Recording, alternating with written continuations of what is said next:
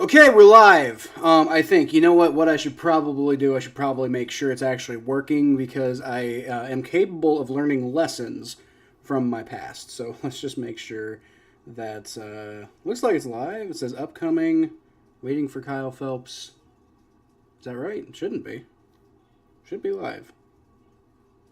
There we go. Okay, so it is going. Okay, all right. So looks like the microphone's working. If there's any issues, somebody please let me know because I know in the past I've had like mic issues and stuff like that. It says there's sound, so I'm assuming there's sound. But oh boy, it's good to be back. It's been a crazy summer. Hi Lily. Hi Lily. How you doing, Lily? Lily, you haven't been here in ages. I haven't been here in ages. Like I said, it's been a crazy summer. As many of you know, I went to the UK this summer, and that was I was there for about a month, and that was there was a lot more that kind of happened in that whole thing than I really kind of anticipated. So I haven't been very good about keeping up with content this summer, but football's coming back, and so the content will be coming back too. But anyway, we got the first Bengals preseason game of the year. We got the first Bengals preseason game of the year against the Tampa Bay Buccaneers, and allegedly the Bengals starters are going to be playing. So, I mean, we'll see. That's not very normal for Zach Taylor, but I don't know. Maybe he's caving to the pressure because a lot of fans are like, "Oh, they don't play in the preseason, then they're not going to get any experience playing." It's like that's what training camp's for, and injuries. Like, I mean, like if Joe Burrow gets, I think this is wood, right? Yeah, this is wood. Okay, if Joe Burrow gets hurt in the preseason, y'all are going to be like, "Oh, why did Zach Taylor play him?" Like, it's just a never-ending cycle of bullshit from people who don't understand how things work. But they're trying playing the starters, and hopefully maybe that means they'll be a little bit more ready for Week 1. I don't know if a couple of snaps in preseason is going to really make that much of a difference, but we'll see. We'll see. Yes, I noticed there's two Lilies. I'm not sure who the other Lily is, but hello, other Lily. Two Lilies. Percy Jackson says, "Who day?" I didn't know. I didn't know Greek mythological figures were football fans, but you know, I bet he would be a Bengals fan. Why? Because the Greeks suffered a lot, so they'd probably be used to being Bengals fans, right? Daniel Barry says, "What's up? What's up, Daniel Barry? Long time no see." It is a long time no see because, I mean, like I said, you know, it's been a crazy summer for me. So I mean, no excuses. We're not going to make any excuses. I haven't been very good with keeping up with the content this summer. It's my bad. I did see somebody did ask me. I got to let me see if I can bring up the comment on one of my more recent videos. Somebody asked me. Jeffy Likes Sports asked me, "Can you do some training camp videos?" And I'm probably not going to do, quote, some training camp videos, but I probably will put out a video talking about kind of how training camp went and probably doing a breakdown of, like, you know, what I think that the roster is going to be. And that'll probably come out before the August 27th, which is when the final cuts are due. But we have 3 preseason games till then, right? So there might be another video in there too. I don't know. It's like I said, it's kind of hectic. It's really hectic over here. And it's actually about to get a lot better. I'm not going to go into a lot of like personal details or anything like that, but just know it's been hectic over here, and hopefully it's about to get a lot less hectic, and maybe then I can, you know, dedicate a little bit more to the channel. But again, I'm not trying to make excuses. It just is what it is. So, point being, Bengals, Buccaneers. Lily hopes they win. I mean, I hope they win too. It's preseason, so like you know, you see, like normally I put a prediction. You know, you see down here. Normally I put a prediction of what I think is going to happen in the game. I don't care, and I have zero ability to, because preseason. Preseason doesn't matter to the ultimate things. Like if they win, great, but it's really just about getting ready for the season, right? These games don't matter. and trying to predict the outcome of the game anyway is so chaotic just because like I don't even know who's gonna play and when they're gonna play. It's like you kind of get that with regular season games because guys could get hurt and whatever, and so guys could theoretically not show up for the game. But for the most part, you generally know who's gonna be playing on each snap, and you can get a pretty good idea of who's going to play. So just with preseason games, it's all out the window. You have no idea. You don't even know if they're trying to win. Like, they're going to tell you they're trying to win, but it's quite possible that they could really just be like, trying out different schemes and treating it like a practice. If you win, great, but if not, then, the whole point is just getting ready for the season. So maybe, never know. Connor says, what's up? What's up, Connor? Is that a Toronto Blue Jays hat I see there? I don't know. Toronto Blue Jay. It's very hard to tell, but I think it's a Toronto Blue Jays hat. Now, many of y'all know I'm not a baseball fan, but I gotta say, and yes, it is. Okay, see, I'm good. Many of y'all know I'm not a baseball fan, but if I was, I've always kind of had a little bit of a soft spot for the Toronto Blue Jays. Why? I don't know. I've just kind of always liked. I think it's because they're blue, and you don't really see a whole lot of like blue seems to be a less common color in like team schemes and stuff like that. So, but you're a Rays fan mostly, like Tampa Bay Rays. Yeah. I'll be honest with you, and this has nothing to do with the fact that the Bengals are playing the Buccaneers this coming whatever. But I'm not the biggest fan of Tampa Bay area teams. Now I will root for I kind of like the Bucs, right? Because like I'm a Tom Brady fan, so I liked Tom Brady when he was there, and I've always been a Baker Mayfield fan. So for a little while now, I've kind of liked the Bucs. Okay, but in general, Tampa Bay. I used to date a girl from Tampa Bay, and she really kind of ruined Tampa Bay for me. So, yeah. Long story short.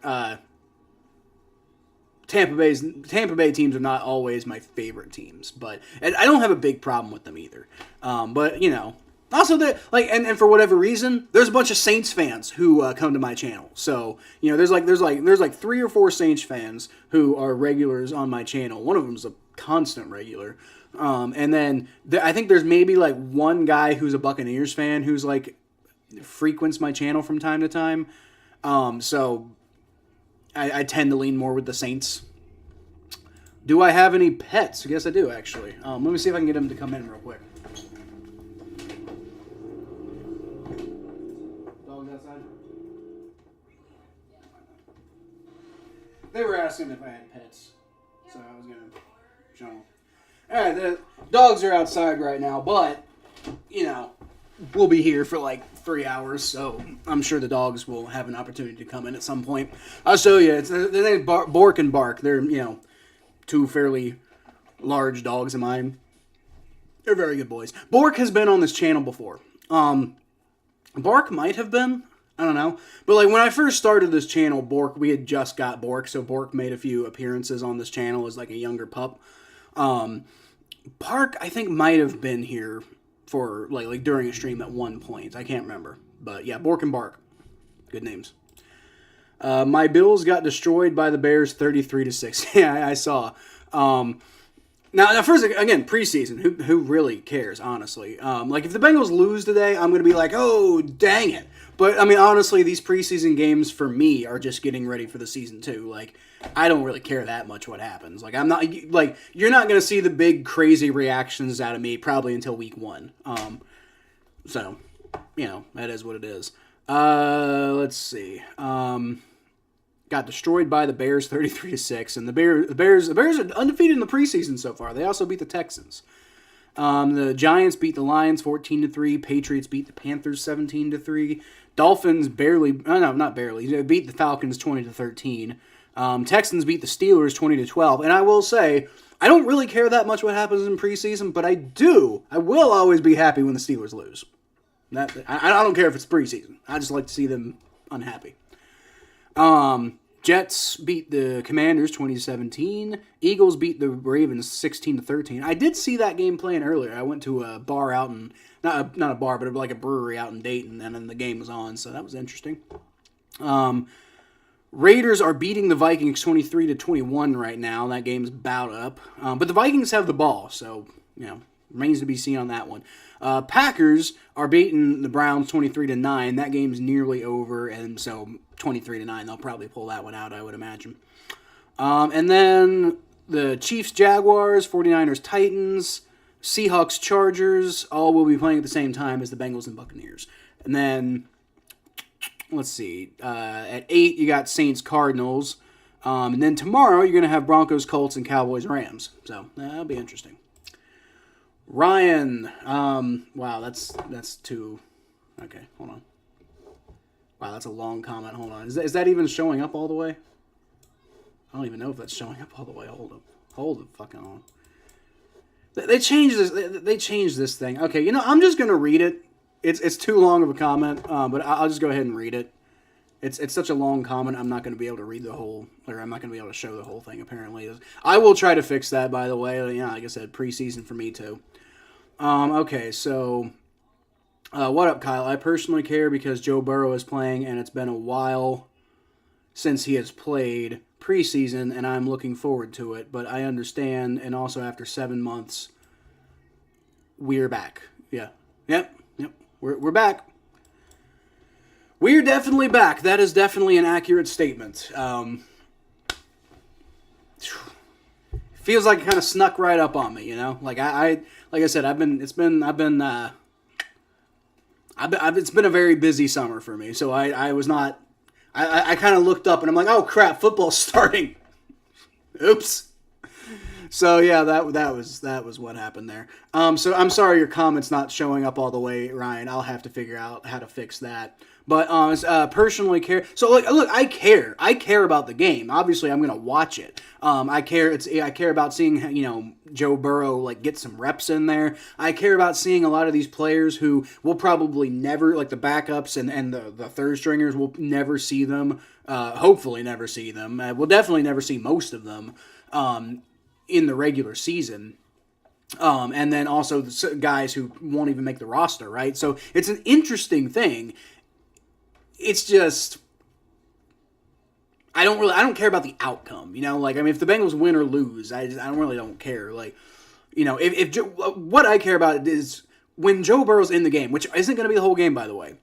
But what I care about is when Joe Burrow's in the game, when he goes out, does Joe Burrow, when Joe Burrow goes out, are they winning? That I do kind of care about, because that means Joe Burrow was, able to do the thing, but at the same time, it's like, how much are the other guys really putting into it? So it's all sorts of things. I don't know. I want them to win, of course, because competitiveness and stuff. But it's not the same for me, as it would be during the regular season. Mikey, what's up, bub? You. I was just talking about how the season kind of snuck up on me. I actually totally forgot that there was a Bengals game tonight until you made that comment on my video, and then I saw it, and I'm like, oh, crap, I better stream tonight. So, thank you. Thank you for that. Had you not said something, I probably would not be here right now. I saw the Falcons lost. I did. I just now saw the Falcons lost. The only thing that I've had, the only exposure I've had to football so far is I saw the Ravens and Eagles on a little bit earlier today. When they were when I was at this brewery in Dayton for lunch, and I saw the Eagles and the Ravens playing, and my first thought was like, oh hey, yeah, that's coming back. And then I whipped out my phone, and you were like, hey, are you gonna be streaming tonight? I'm like, oh yeah, I guess I am. Oops. Okay. Have you ever been to Tampa Bay? I live there. No, I've only been to Florida. I think once. It might have been twice. I'm actually, interestingly, I'm going to be going to Orlando. We don't have a date set, but probably sometime in January, February, or whatever. Me and my wife are going to be taking a vacation, a very small, 3-day vacation or something like that to Orlando. But no, I've never been to Tampa Bay. And I don't really have anything wrong with Tampa Bay. It's just, like I said, that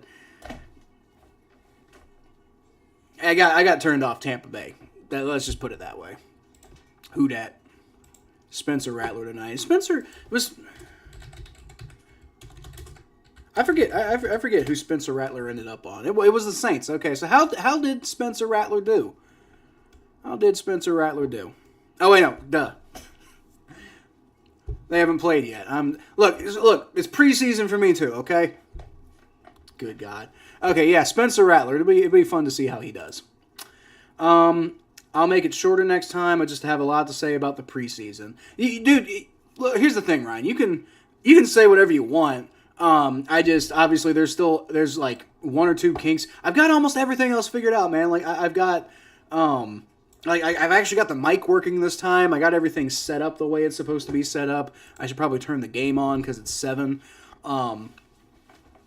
Although they're still showing a Snow White commercial, so hopefully, I don't know. That's another thing that's not working. The normal way that I watch the games is not working for me right now, so I might give it like another week. We'll see, but I might have to get creative with watching the games this year because this streaming service I normally watch them on is not currently showing the game, so that's not great.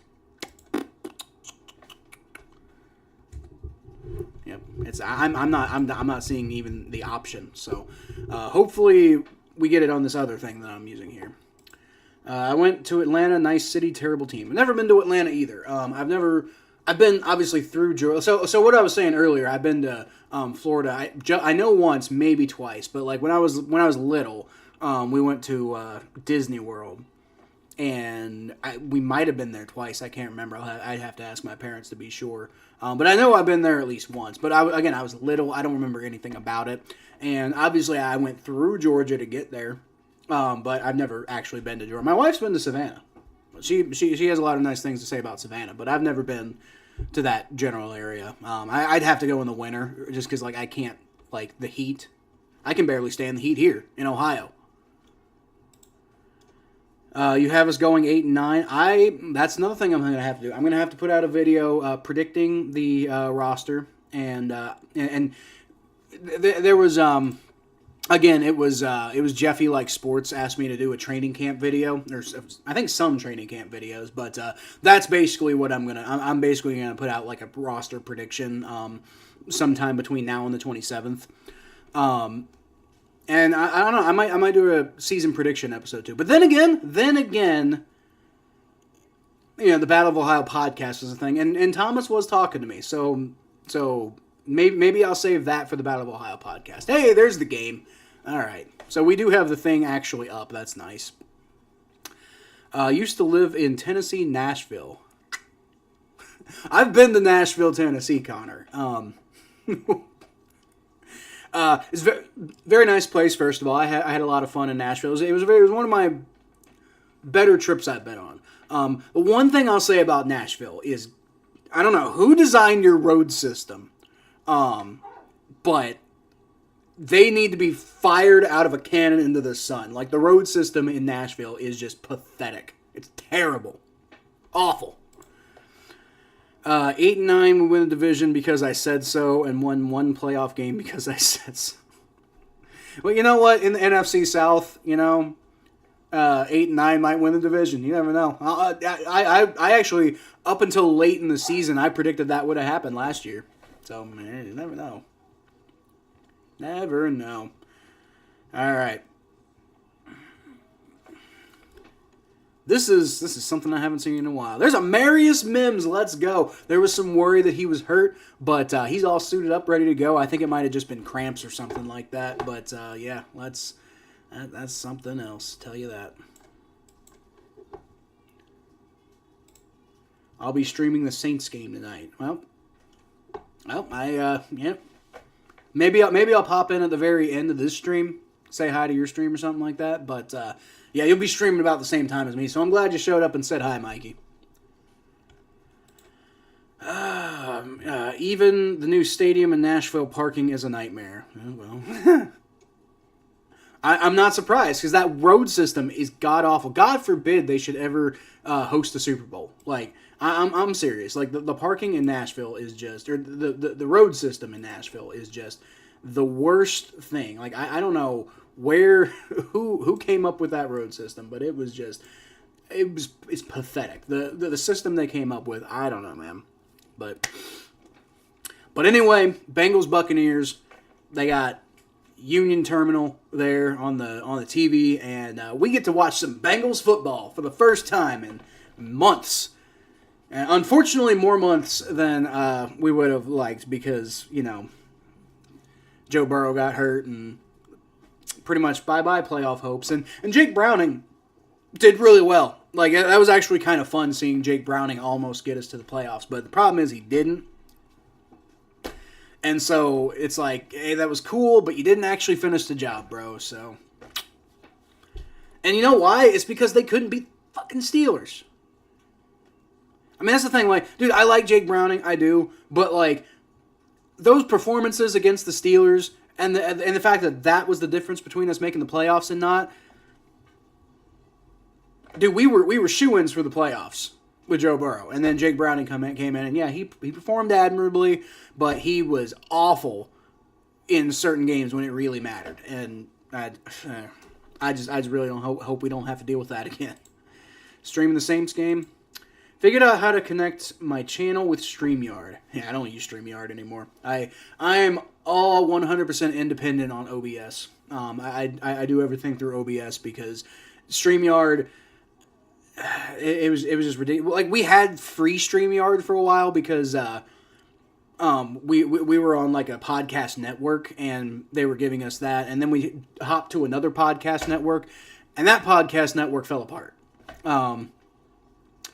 So we should have stayed with the old one, but I don't know, man. They invited me over, and I wanted to take a shot, see if it could work, and yeah, things didn't work out. I don't even know if ATB is still going, but yeah, I kind of wish we had stayed with ATB because the Spot Pod network did not help us out at all. In the long run, it ended up kind of crashing and burning and didn't work out at all. But in a way, it actually kind of worked out because it forced me to learn to use OBS. And I like OBS a lot better now that I know how to use it because it's a lot more intuitive. It's less intuitive, but it's a lot more powerful. You can do more things with it. There's nothing I can't do on. There's nothing I can do on. It's more convenient to do some things on StreamYard, like this whole thing with the chat. Putting y'all's chats up on the screen. That's easier to do on StreamYard.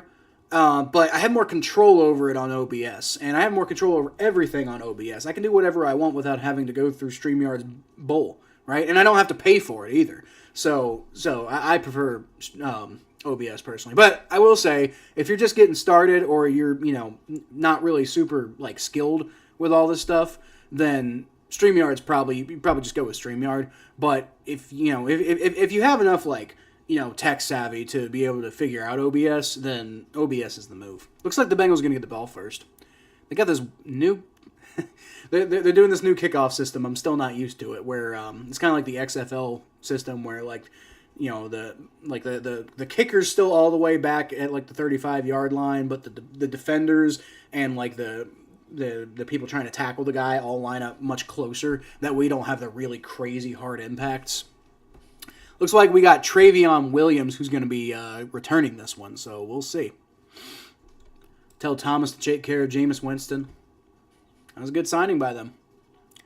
All right, the kick is away, and he caught it in the end zone and kind of turned around. I'm really confused, but he got out to the 27, I guess. Okay.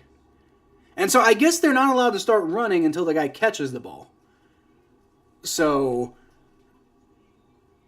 okay, that's weird. Mikey says I hate the kicking rules. I don't hate it. I'm kind of confused. Like, that was weird. But like, I mean, I get why they're doing it. They're player safety and all, but it's also football. So the Bills Stadium's really coming along. All right, Joe Joe Burrow's out here taking his first snap of 2024. And he throws, and it's caught by T. Higgins, and that's almost enough for a first down. So that's a good start. If we can have more plays like that, we'll have a good year. But obviously, it's preseason snap 1. I want to see Mike Gesicki get some stuff there. That'd be pretty cool. Good to see T. Higgins contributing, though. All right. No, I was wrong. It wasn't quite enough for a first down. It's going to be 2nd and 1. Okay. All right. How's college going? It's going. All right. Mike Gesicki is motioning to the left. Joe Burrow takes another shotgun snap. He's going to throw it short to Chase Brown, and he goes nowhere with it. I think he gets back to the line of scrimmage. That's about it. How's college going? College, it went pretty well last year, Mikey. I got a 4.0. We can talk about, like, I've got a lot of things. I'm not going to say a lot of things publicly about, some issues I have with them and the way they do things, but yeah, I got a 4.0 in my first year, and I got one more year left, and I intend to do it again in my second year, so it's going pretty well. All right. Under center, Joe Burrow now. He's got one man in the backfield. I believe it's Chase Brown again, who gets the ball, and so it's 3rd and 1, and I think he got enough for the first down. Yeah, they're calling a first down, so there you go. Streaming tomorrow too? Yeah, I won't be. I'm not saying I won't do multiple streams in a week at all this year, but I'm going to have to work up to it. One thing I will say about how college is going is everything involving college and everything I've been doing this summer has been crazy and keeping me insanely busy. So, we'll see what I'm able to do, like, stream-wise this year. All right, Chase Brown gets the ball again, and he gets a better hole that time. Doesn't really do a whole lot with it, but he gets about 5 yards, so, it's better than nothing. It's nice. Yeah, school went pretty good the first year. This year is going to be, I think I'm going to try to focus a lot more on focusing in on what I want to do, like, professionally.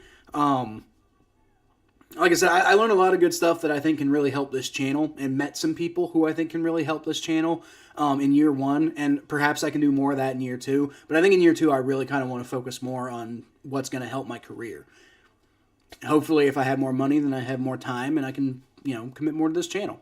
All right, Joe Burrow throws over the middle, and wow, that is a great leaping catch by Trenton Irwin. He got rocked, but he held on to that ball. So that's going to be another first down.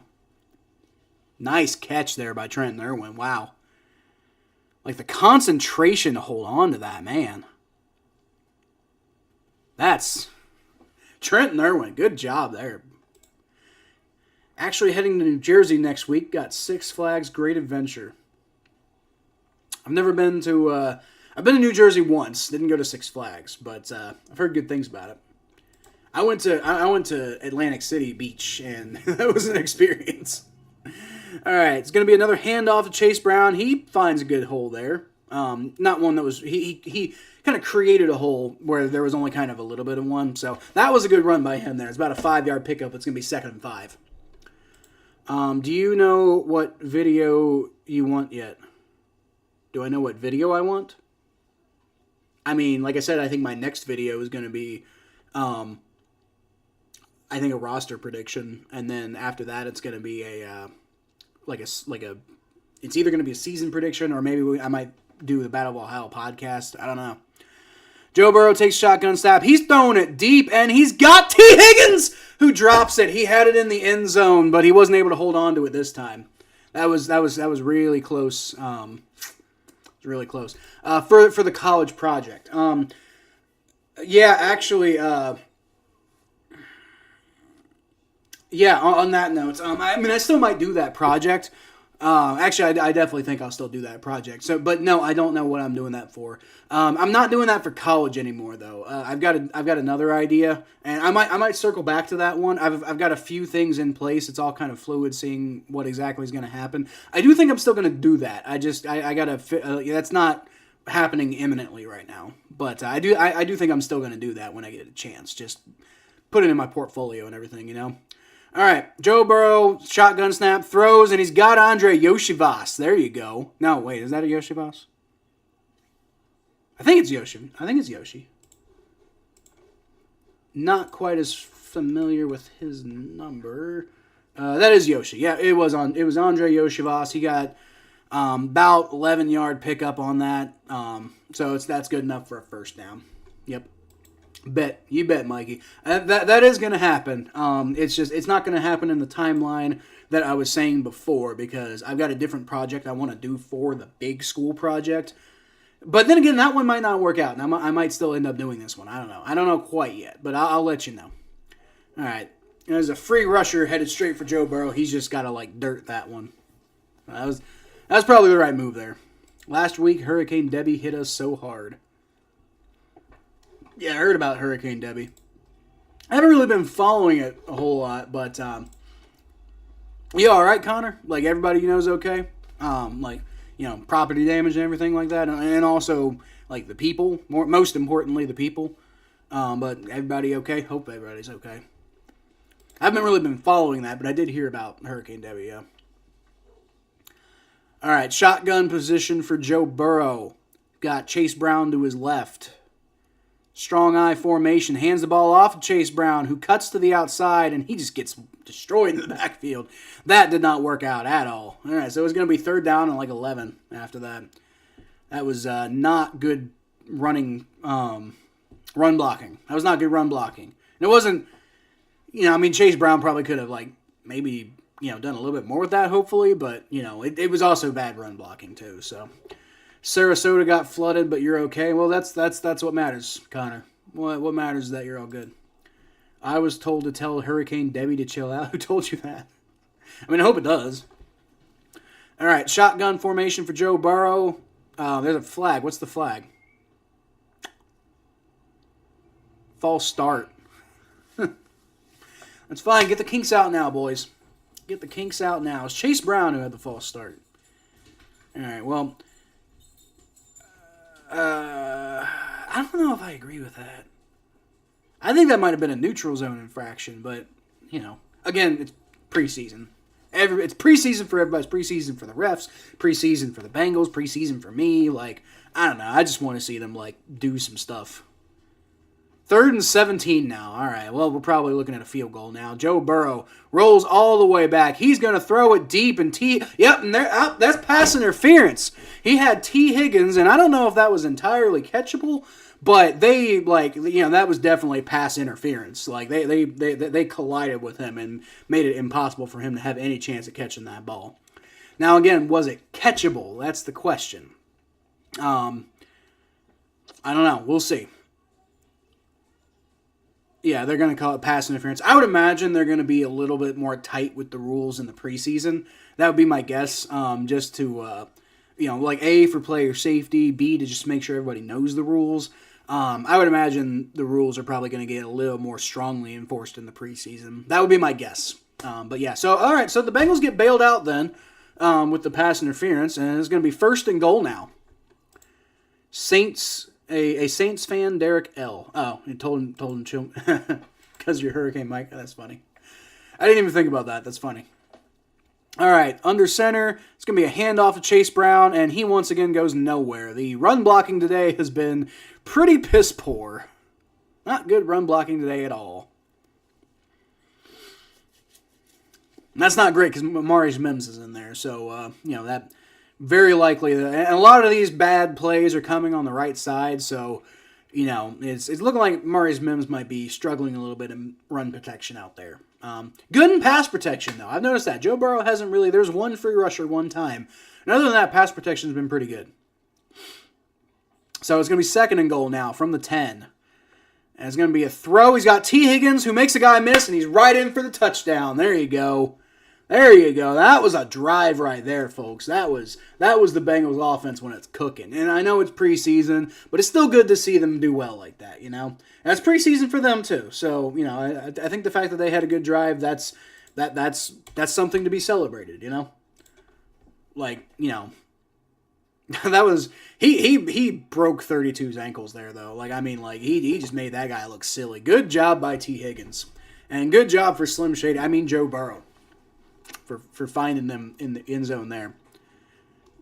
Guess who's back? Okay. Rooting for the Bengals to smoke the Buccaneers? Well, I sure hope so, Mikey.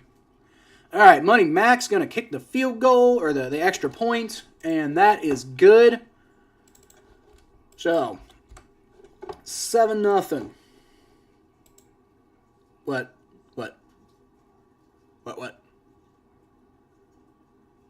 What happened? What's the what for, Mikey? I don't know. Did I say something? Did I say something weird? I don't know.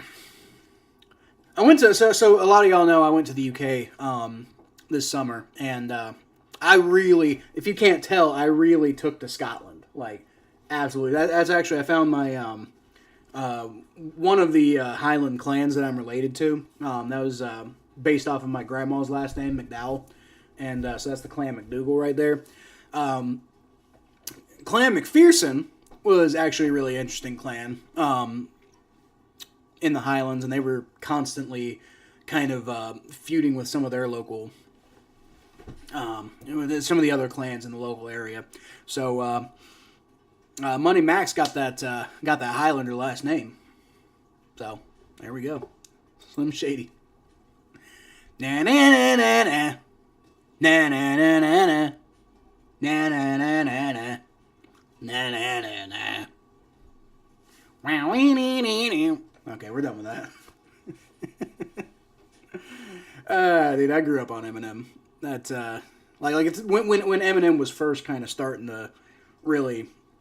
It was actually fun. I guess I didn't. I did as like a teenager, but like before that, like my mom was really anti. Like if you would have thought like Eminem was like Satan himself with the way that my mom thought about Eminem. It was.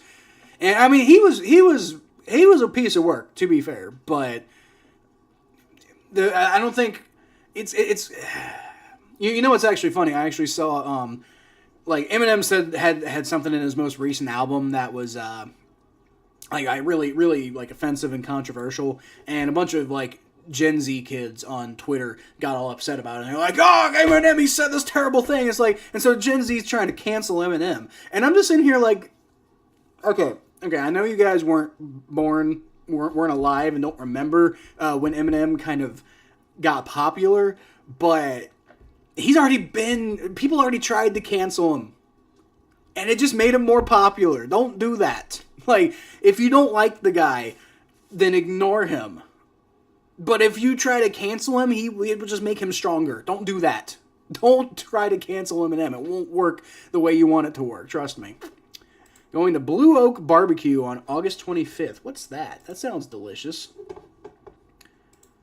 Gojira and corn. Whoa, let's go, Connor. Dude, I love Gojira. I saw Gojira open for Metallica in 2008, I think.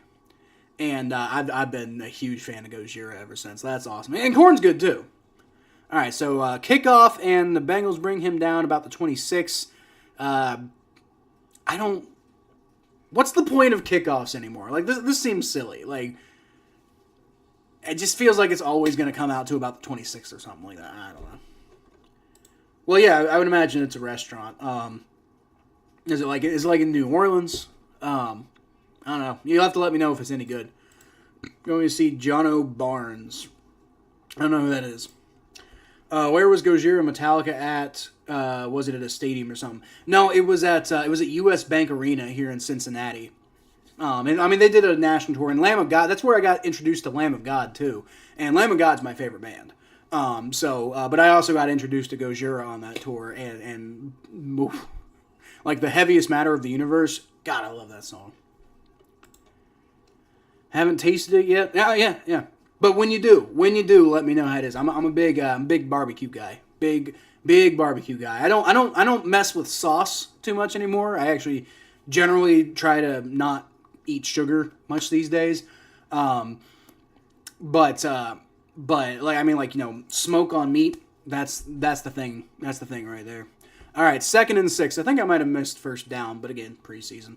Not Baker Mayfield. Kyle Trask is going to throw the ball to number 7, and he's going to pick up about 5 yards. So it's going to be more difficult for me to talk about the Buccaneers because I don't know who anybody is.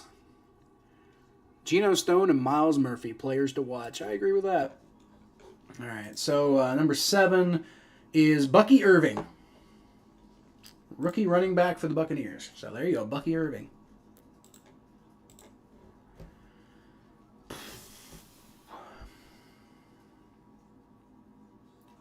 All right, my stream froze, so hopefully I actually see what happens here. Baker Mayfield, 3rd and 6. Baker Mayfield. Kyle Trask. And I'm getting really bad lag here, so I might have to change what's going on here. But looks like that pass is broken up by Logan Wilson, so it's going to be 4th and 6. Good first drive by the defense there. Don't really give the Buccaneers too much. Now, the Buccaneers don't appear to be playing their starters, so, take that with a grain of salt. But, good first drive. Good first drive there. We have the best barbecue in Dunedin. I forget what it's called, but it's really good. We used to have this this place that had just the most amazing ribs here in Cincinnati. Right down the street from where I grew up. That punt's gonna be down about the 29-ish. No, not the 29. What am I thinking? The 34. Bengals going to get the ball about the 34-yard line. But yeah, right down the street from where I grew up in Coleraine, we had this place that had these amazing ribs called Big Art's Barbecue. Unfortunately, they don't exist anymore. Art had a heart attack. I want to say like 5-6 years ago, and the family didn't keep it going after that. But man, we had like Cincinnati isn't known for barbecue, but Big Art's was something else. I'll tell you that. I love Big Arts.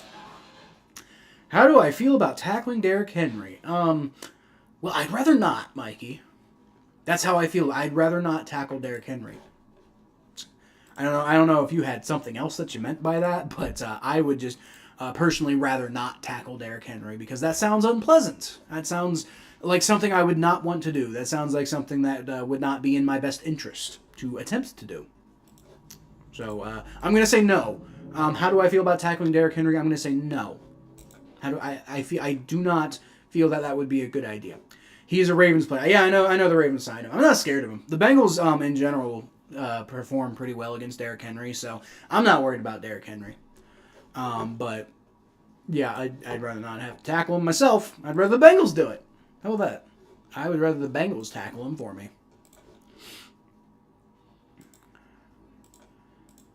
Okay.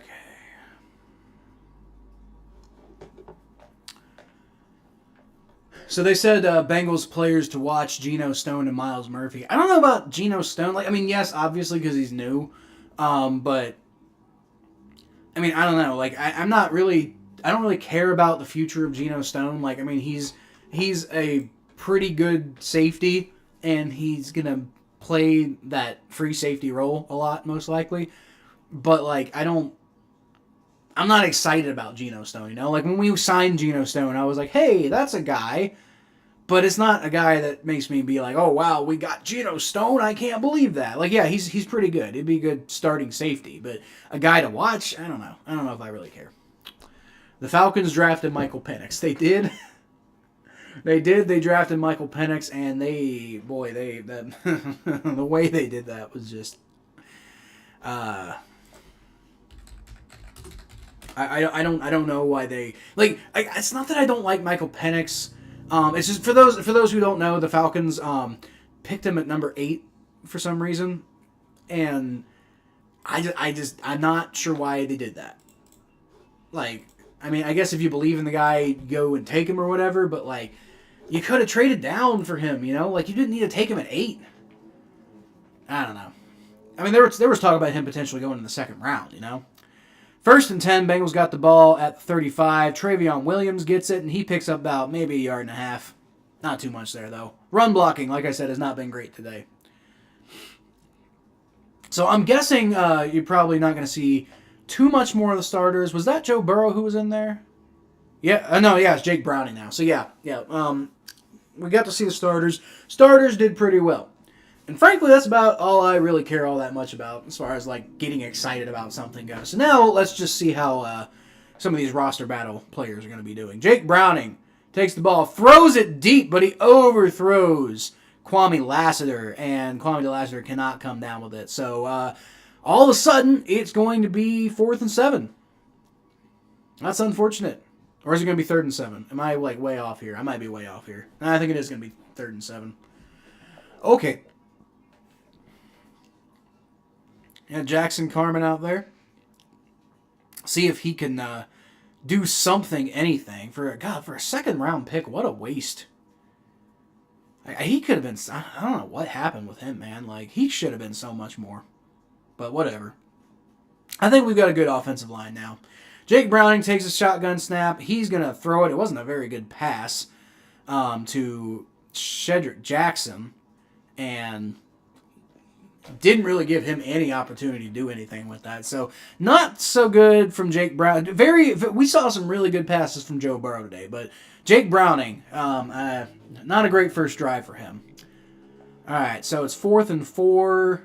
And yeah, they're gonna punt as they should. All right, so who's punting? I know we got a punter competition now. We got Brad Robbins going up against. They signed like Ryan Reckow and Austin McNamara too to both compete for the backup punting spot. All right, so whoever that was, they punted it down to 23. It was okay. Didn't have a whole lot of hang time. Didn't go super far, but it also wasn't a terrible punt. I think that might have been Brad Robbins. So, Brad Robbins' first punt in the book is okay, but not impressive at all. That was indeed Brad Robbins. It was Brad Robbins. So, probably not the way Brad Robbins... Probably not what Brad Robbins wants right now, because, like, he's got some deep competition there at punter. Let's see. Are they both still on the roster? I think they are. Ryan Reckow. Wait, what happened to Austin McNamara?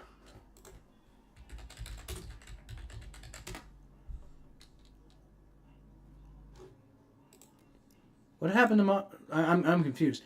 Signed Andre. Oh, they cut Austin McNamara 3 days ago. I must have missed that. Okay, well, so it's down to Ryan Reckow, who I was personally. Austin McNamara was my guy, right? That was the punter who I said the Bengals should bring in for competition. And they initially did, but it looks like now the competition's down between Ryan Reckow and Brad Robbins. So that's going to be interesting to see what happens there. Ryan Reckow, from what I understand, is more of like a distance punter, more so than like a accuracy or a hang time guy. Obviously, with distance, you're going to get hang time. But he's known for having like a big, powerful leg, and Brad Robbins should be known for hang time, but he just wasn't last year. So, I'm rooting for Brad Robbins. I want him to make it because I agreed with them taking him and investing in the punter position with draft pick, but at the same time you got to perform, and he just did not perform very well in his rookie year. So we'll see. We'll see. Dennis Miller says Henry will be fine. I'm sure he'll be fine. I wouldn't worry about Derrick Henry at all. As a Bengals fan, I'm not too worried about Derrick Henry because, oh wait, did he get like hurt or something? Is that what y'all are saying?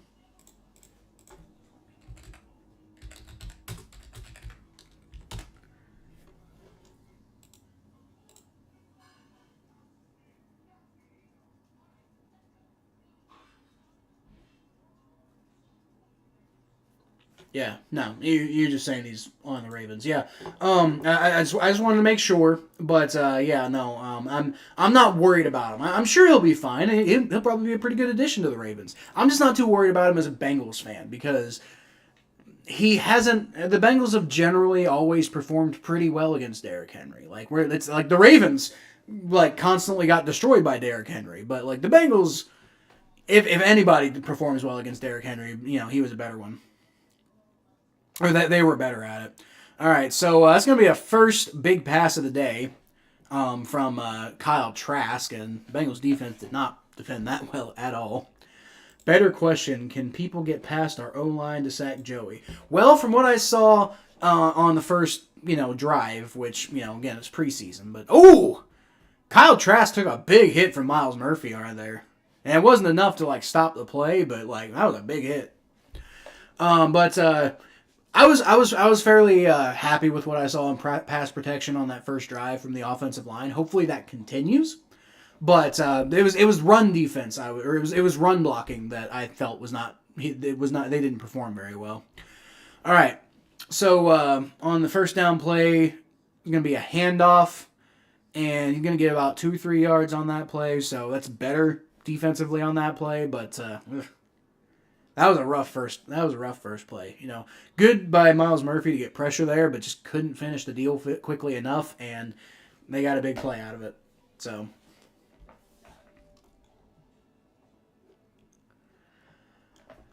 But yeah, no, I think the offensive line is going to be a lot better this year. I really do.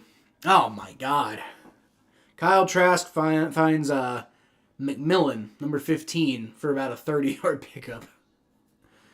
That's not great. Who was that in coverage? DJ Turner. Got to do better than that, DJ. That's bad. That was just bad coverage by DJ Turner. Got to do better than that. I don't know these guys' names, by the way. Like we're talking about backups for the Buccaneers at this point. So, number 15, that's Jalen McMillan, apparently. Oh, Jalen. I know Jalen McMillan. I wanted the Bengals to draft him. Didn't get him. All right, so it's going to be a fake handoff from Kyle Trask. He's going to throw it up in the air, and that's going to be intercepted! Tipped in the air and intercepted by 33. 23. Oh, Dax Hill! Let's go, Dax Hill! Getting some action from Dax Hill. We need that guy to be good, man. He was a first-round draft pick. Let's go. Let's go. We got to draft. Look, man, I'm not going to get super excited about, like, winning preseason games, but, like, when players that I need to do well for, like, my sanity, like Dax Hill, that's what you want to see. That was a great breakup by Dax Hill, and even better to follow it all the way to catching it on the ground. That was fantastic heads-up play by Dax Hill there. Way to turn that defensive drive around, guys. Let's go. And they're saying he dropped it. Okay, so it's 2nd and 10. That sucks. Dax Hill almost picked that one off, too, but instead it's a catch by Jalen McMillan, and it's not for very much, but, you know, about 3 or 4 yards. It's going to be 3rd and 6. So, man. Man, I thought he had that. So close. So close, Dax Hill. I'm over here getting excited, and then they're like, nope, he dropped it. I want to see the replay. All right, that's all I'm saying. 3rd and 6, Kyle Trask in shotgun formation. Former Florida Gators quarterback. 2nd-round pick. He takes the shotgun snap. He rolls back. He throws, and good God, oh my good Lord. No coverage at all. And it's going to be like a 20-yard pickup. And who was that in coverage there who just needs to be cut immediately? Just get rid of the guy. Like, that was like a high schooler could have gotten back past that coverage. Oh, my God. Who was that? Josh Newton. Well, yeah. 5th-round pick rookie. I mean, I'll give him Mulligan, but, like, come on, man. Come on, man. I know you're going up against Josh Palmer. I think, is it Josh Palmer? Trey Palmer. Well, no, it's Trey Palmer. That's not even, whatever. Josh Newton's a rookie. Get it out now. You know, get it out now when it doesn't matter. But, like, got to do better than that, Josh. Got to do better than that. And that's unfortunate because Josh Newton was a guy who was, like, if he had come out a year earlier, he probably could have been like a 1st-rounder. He was on track to be like, you know, like one of the best cornerbacks in this upcoming class, and you know, things obviously didn't work out so well in his senior year, so the Bengals got him in the 5th round. But man, if he plays like that, though, that's just proof that maybe it was a fluke. Maybe all that, you know, hype around him like earlier in his college career was just a fluke. That was terrible coverage. That was awful. And again, I know Jalen McMillan, he's a really good player. I wanted the Bengals to draft him to, you know, basically be the Tyler Boyd replacement, but still, he was wide open, man. Like, they weren't even looking at him. Like, again, I know Dax Hill, like, ended up dropping the interception, but at least he got his damn hands on the ball, you know? Like, at least he was there and he was making it hard on the guy. God, that was awful by Josh Newton. Oh, boy. Where's my water? Here we go.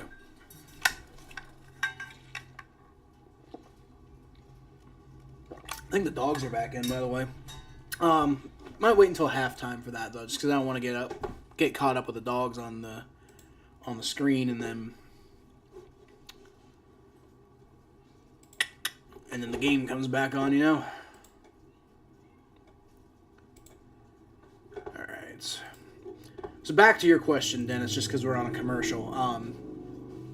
I really do. I think the offensive line is going to be massively improved this year because like they did a lot to improve them last offseason, and now they have like a year under their belts all kind of like working together. You drafted Amarius Mims, who seems really talented.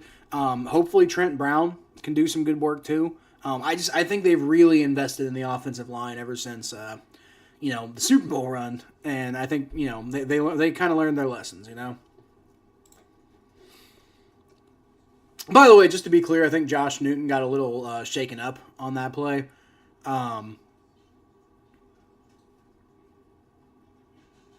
think Josh Newton got a little shaken up on that play, so I don't want to like sit here and like bash the guy if he was hurt. But he looks fine now, so hopefully he's okay. But he needs to perform better for sure. They're on the 6-yard line now. 1st and goal. All right, Kyle Trask. And that is a face mask. That's holding and a face mask on Myles Murphy, and they're not going to call it. The entire play broke down, and Zach Carter takes Kyle Trask down, but looks like he picked up about a yard or two. But, oh my God, Myles Murphy's face was just getting mugged on that play, and they're not doing a damn thing about it.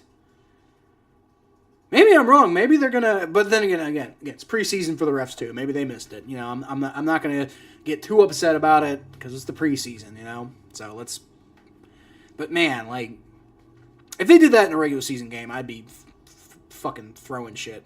All right, and this run right up the middle, it's a touchdown. That was a much less good defensive drive. Too many holes. Too many holes. Joseph Osai just was not in position there, and he got beat.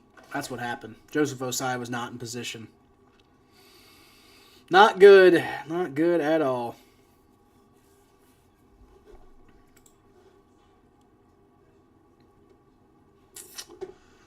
It's a rough way to go about it, y'all. All right, well, it's tied up. No, I know it's not quite tied up now, but, it's about to be tied up after this very easy extra point goes in. And it's, might have tried to jinx him a little bit there, but didn't work out. All right, 7-7. And, again, I don't care really, but like at the same time, I still want to see them win. It's but at the same time, I'm not going to get like really super crazy about it or anything like that. Ring of Honor is Tim Crumry and Corey Dillon. All right, well, I will say Corey Dillon's time in Cincinnati was controversial, to say the least, but he was a damn good player and he busted his ass. So like, I think he absolutely deserves it. And Tim Crumry, like. Tim Crumry was a really good player, and then obviously there's that whole thing about him breaking his leg in the Super Bowl, and pretty much like as soon as he broke his leg in the Super Bowl, that was pretty much it. Like if Tim Crumry doesn't get hurt in that Super Bowl, perhaps Joe Montana only has 3 Super Bowl wins. So I mean, that was a close game. Don't forget that was a really close game. The Bengals offense was terrible in that game, but it's not the 49ers offense wasn't great either. Like, it was generally a pretty defensive game. But, yeah. Yep. What could have been, I had that what-if series I was planning to do, and I still might do that at some point. It's just didn't, like I said, this offseason was crazy for me. All right, so kickoff gets down to about the 25 to the 26, and there you go. So that's the token number. Everybody gets it down to the 26-yard line on a kickoff. Why even have kickoffs anymore?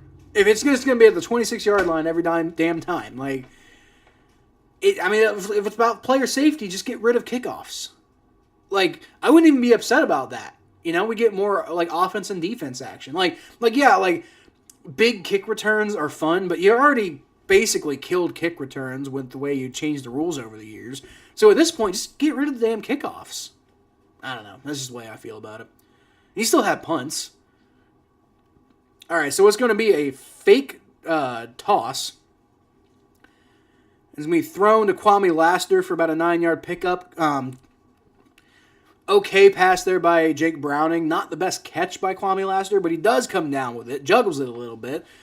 And it's actually only about an 8-yard pickup, so it's going to be 2nd and 2. So 1 minute left. Well, hold on. 3, 2, 1.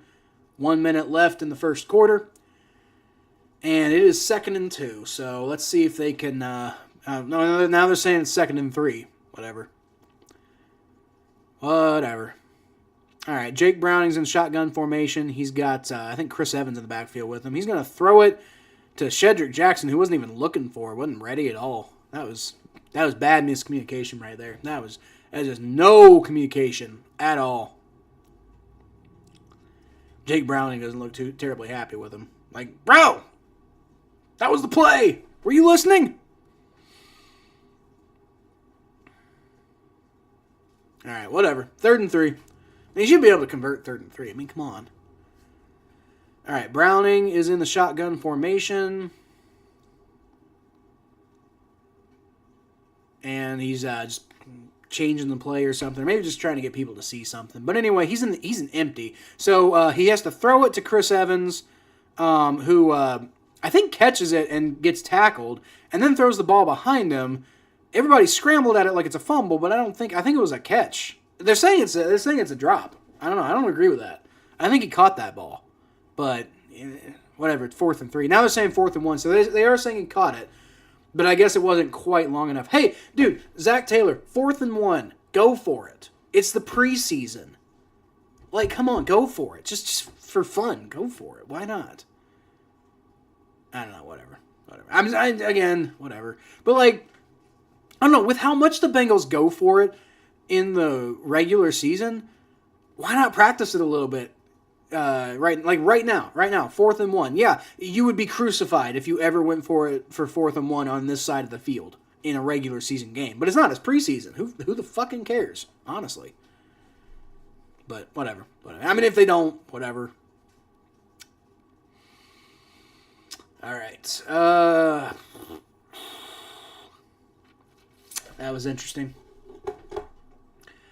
I will say, we've had an odd amount of activity for a preseason game. So, I mean, I got to say, I appreciate y'all sticking with the channel through, honestly, my lack of activity. I really appreciate that. That makes me feel pretty good. Like, when I do eventually get back to consistency with the channel, hopefully we can kind of pick up right where we left off because, people still coming back. And I really appreciate you guys showing up. I do. Makes me feel good. Makes me feel like we actually built something that was pretty cool here.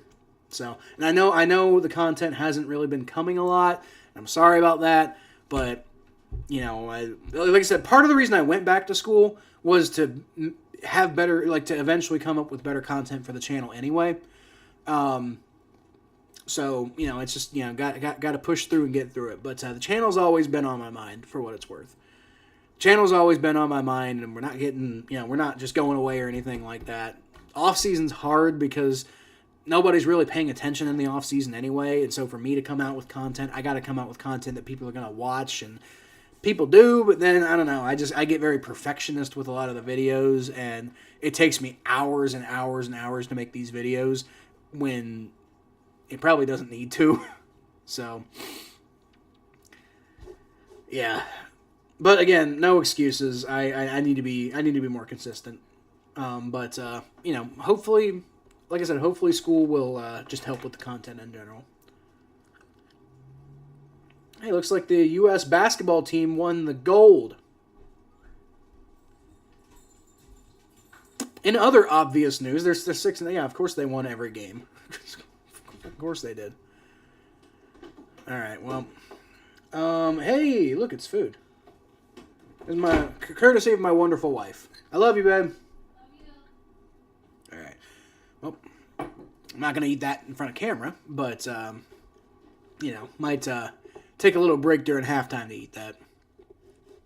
Again, preseason for me too. Got to get back into the room and figure out everything that we're doing. So I hope y'all are cool if I take a break during halftime. All right, punt is away, and it's going to be caught about. No, is it a kickoff?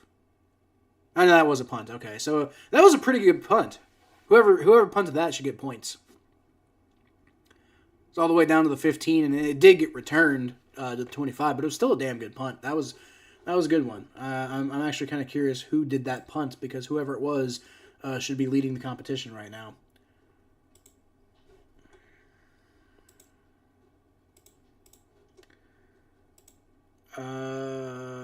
It was Rakow. Okay, all right. Well, like I said, I'm rooting for Brad Robbins, but that was a good punt by Rakow. So I don't know.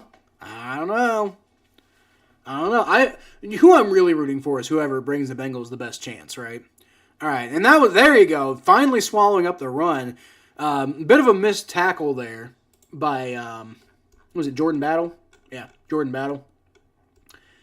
Jordan Battle kind of missed the tackle there. Could have gotten him in the backfield, but you still slowed him down and stopped him, held him to a 2-yard gain. So I'd say that was pretty good. Yeah, you could have done better. You could have gotten him in the backfield. It's fine. We're good. Just next play, 2nd and 8. That's a much better start than the last drive, man. The last drive was awful. So let's do better on this drive. All right. Kyle Trask takes a shotgun snap. He throws and immediately eaten up by Josh Newton. All right, there you go. Much better play. Now, I mean, he still let the guy catch the ball. It's going to be about a 5-yard pickup, so it's going to be 3rd and 3. But didn't just get completely beaten on the play either. So that was a better play by Josh Newton. Good to bring the guy down. Maybe try to be a little bit stickier in coverage, but that was much better than the last one I saw from you. All right, that's good. You want to see the back of the roster guys doing well too, because they could end up starting one day. Not because you want them to start, but it could happen. All right, Kyle Trask is in empty, and he's going to throw, and that's caught for first down. That's Culp, number 82. Looked like a tight end. How big that guy was. Yep, Devin Culp. 82, tight end out of Washington. Rookie tight end out of Washington. All right, there you go.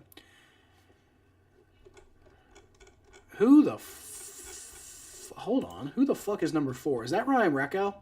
That's Rocky Lombardi. Okay, dude. Rocky Lombardi looks like Boomer Esiason. Like, straight up. Like, he's got, like, the whole, like, blonde hair mustache thing going on. The Rocky Lombardi straight up looks like Boomer Esiason. Terrible run defending there by the Bengals. And, picks up about 10 yards. Bucky Irving does. Terrible run defending there. That was bad. Yeah, they really need to fix the run stopping there. But hey, yeah. More important matters is Rocky Lombardi looks like a doppelganger of 23-year-old Boomer Esiason, and that's just cool as shit. So I mean, I like. Oh yeah, I guess we are in quarter 2 now. All right, good call, Connor. All right, so it's going to be a handoff to Bucky Irving, who once again picks up like 5 yards because nobody can fucking tackle. Quite annoying. But yes, you're right. You're right, Connor. Good eye. Good eye, mate. I won't do that again.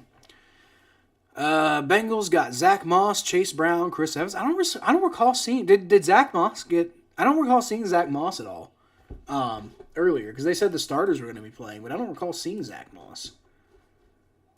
Let me see. What number is Zach Moss? All right. Kyle Trask under center. He's going to fake a handoff, and Miles Murphy's all over him, makes him have to dirt the ball. Couldn't quite get to him for the sack, but still broke that play right up. All right. Zach Moss is number...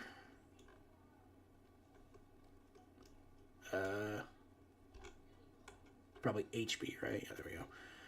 Zach Moss is number 31. Yeah, I don't recall seeing him at all. Maybe he's the backup. That'd be weird. According to our lads, he's the starter, so I don't know. It's weird, though. Check through this play-by-play here in a bit. All right. Fumbled snap there by Kyle Trask. He gets eaten up in the backfield over that. Good heads up by Joseph Osai to get right at him. So, making up for the bad play earlier.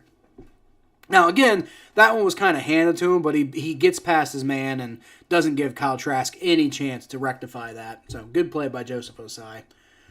All right. Let's see. Chris Evans, Shedrick Jackson.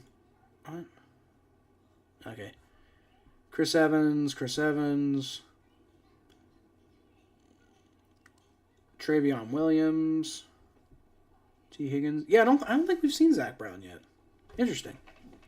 I don't know why we haven't seen him at all yet, because we've seen Travion Williams. All right, Kyle Trask throws, and it's intercepted by Josh Newton. There you go. Wow, that is a way to bring that back, Josh Newton. Way to like after that like touchdown you allowed. There you go. That's a great play by Josh Newton to pick that ball off. Dude, he went up like a receiver and caught that ball. Like earlier when we saw Trent Irwin like climb the ladder to heaven to go like get that ball and come down with a guy on top of him. Like that was what Josh Newton just did. That looked like a receiver type of catch right there. Great heads up, fantastic play by Josh Newton, man. I'm very happy because that first play I saw from him was bad, but he rectified it. Good on you, Josh Newton. What a play that was. Let's go. That's cool to see, dude. You love to see people having cool stuff like that happen. So, I think this year during my streams, I might try to have something lined up for like some sort of halftime entertainment type of thing. Like pre-recorded type of thing that I'll just play during halftime. That way I can go get a bite to eat and stuff like that. And it's not like every halftime. Some halftimes I might stick around and hang out and stuff, right? But I don't think I'm going to be like necessarily every halftime I'm just going to be hanging out and like staring at the chat and hoping somebody says something, right? So, but I don't know. I for this halftime I don't have anything pre-planned, unfortunately. I do want to go eat though, so might get a little bit of dead space. But again, it's preseason for me, preseason for everybody. We're all kind of working, but right now we're in the second quarter, so it's going to be a minute. But I just want to let you guys know that, like, if you know, I'm gonna go and like, you know, we're gonna be like dead air for about like 10 minutes or so. That way I can like put some food in my face. But not until halftime. Not until halftime.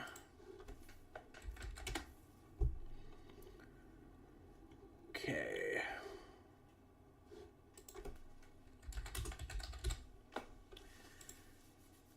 I'll tell you one thing I have not been doing this offseason, and that's paying attention to Tom Grassi. I feel kind of bad because, like, not bad, but like I just it's not because of anything against Tom Grassi. It's just because I really haven't been like paying that much attention to football this offseason just because I've had so many other things going on. But I mean, it looks like he's been coming out with some pretty good content. So I might have to go check out some of that. If any of y'all are Tom Grassi fans, let me know if there's anything I need to go check out. Watched a little bit of Tom Grassi's stream today, Packers versus Browns. Yeah, I mean, I saw he was streaming. I didn't bother watching because it's preseason, but yeah, I could. All right, Jake Browning's going to get a toss to Travion Williams, and he just gets eaten alive in the backfield. There's nothing there. There is absolutely nothing there. Rough way to go about it, bro. Unfortunate. Looks like Amarius Mims is no longer in the game, and that might actually be it for him, because I think pretty much all the starters are gone for now. Did pretty well. Wasn't a huge fan of his run blocking, but did well pass blocking.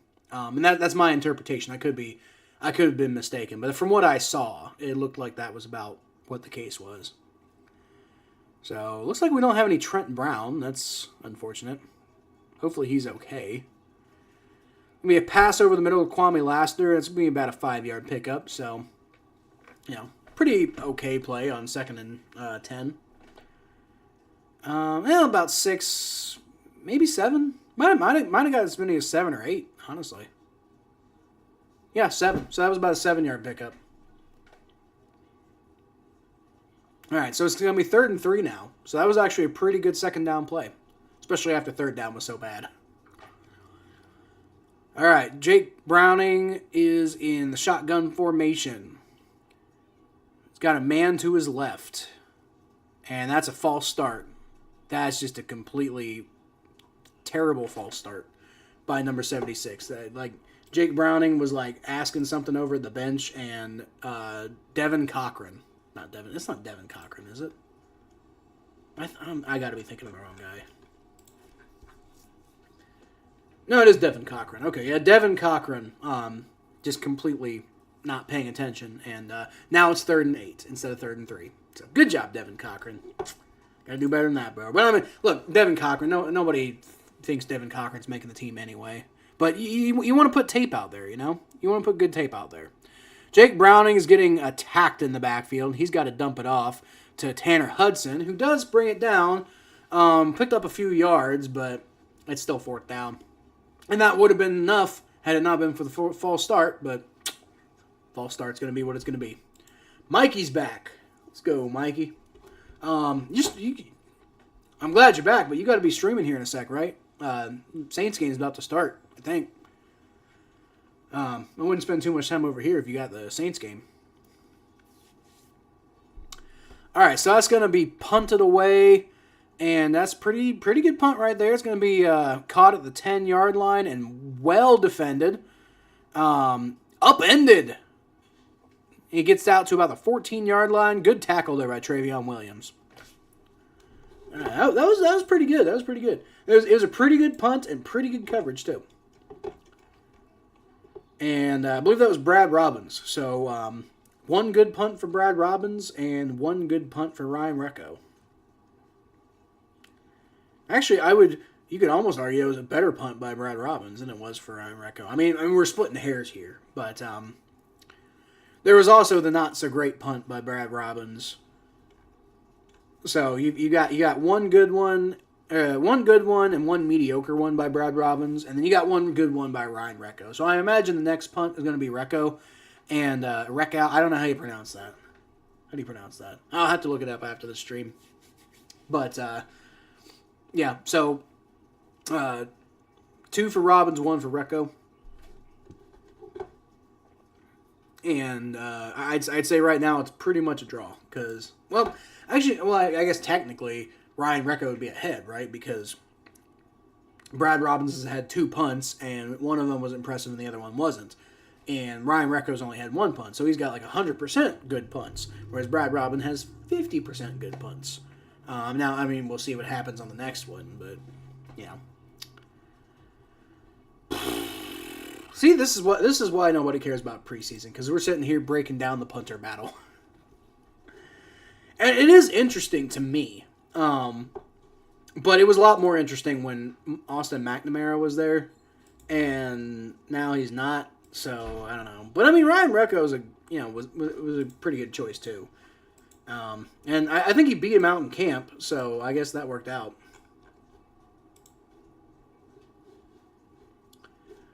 Although, I mean, like, when did they? I don't know. That just seems weird to me that they brought in McNamara and they cut him before they even got to the preseason. Because Ryan Recco didn't come in right away either. Like they went out and picked him up relatively recently. So I don't know. And that's kind of weird.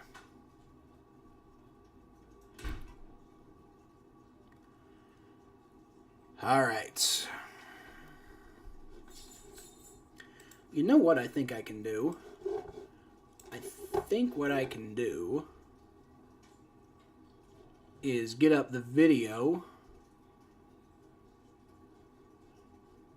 the most recent one that I put out, right? So that'd be an E. Be full episodes. And what was the video that I just put out? Oh, hold on, I'll figure that out on a commercial or something. Kyle Trask is in empty formation, rolls back, pumps a little bit, throws down the middle, and that is caught. No, it's not. It's dropped. So, good play by the Bengals to make Miller drop that. I probably should know who Miller is, right? I don't feel like looking it up right now. But yeah, pretty good heads-up play there.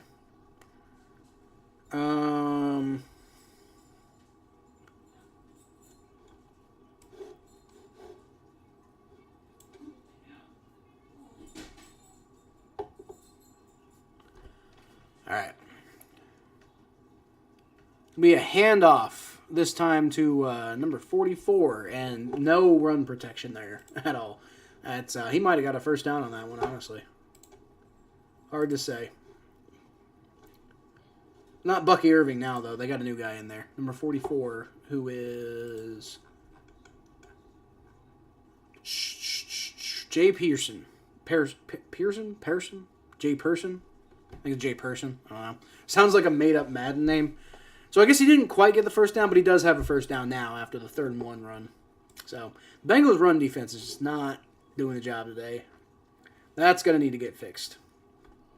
Joe Burrow finished the day with 5 out of 7 completions for attempts, 51 yards for a touchdown, and 131.5 quarterback rating. So not a bad day at all by Joe Burrow. It's been less incredible by Jake Browning, but mostly just because he hasn't thrown a touchdown. All right, Kyle Trask going to throw once again to number 44, Jay Person, and that's going to be about a 5 or 6 yard pickup. I don't know, about a 4 yard pickup, so it's going to be 2nd and 6. So, I have forgot what I was even doing by now. So, hopefully, it wasn't that important. Mikey says I'm going to stream now. All right. Well, you have fun, Mikey. Like I said, around halftime, I'm probably going to go for a little bit. 2nd and 6, it's going to be another handoff, and that's Tucker that time. Wait a minute, what?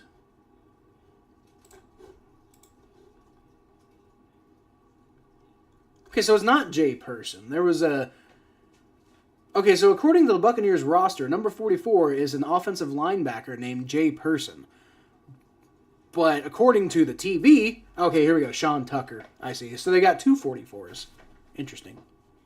Okay, so yeah, is Sean Tucker, the running back out of Syracuse, 2nd year. All right, Kyle Trask, 3rd and 4 in the empty formation. He rolls back. And there was some good pressure on him there, and ball goes up, but oh my God, he gets it to...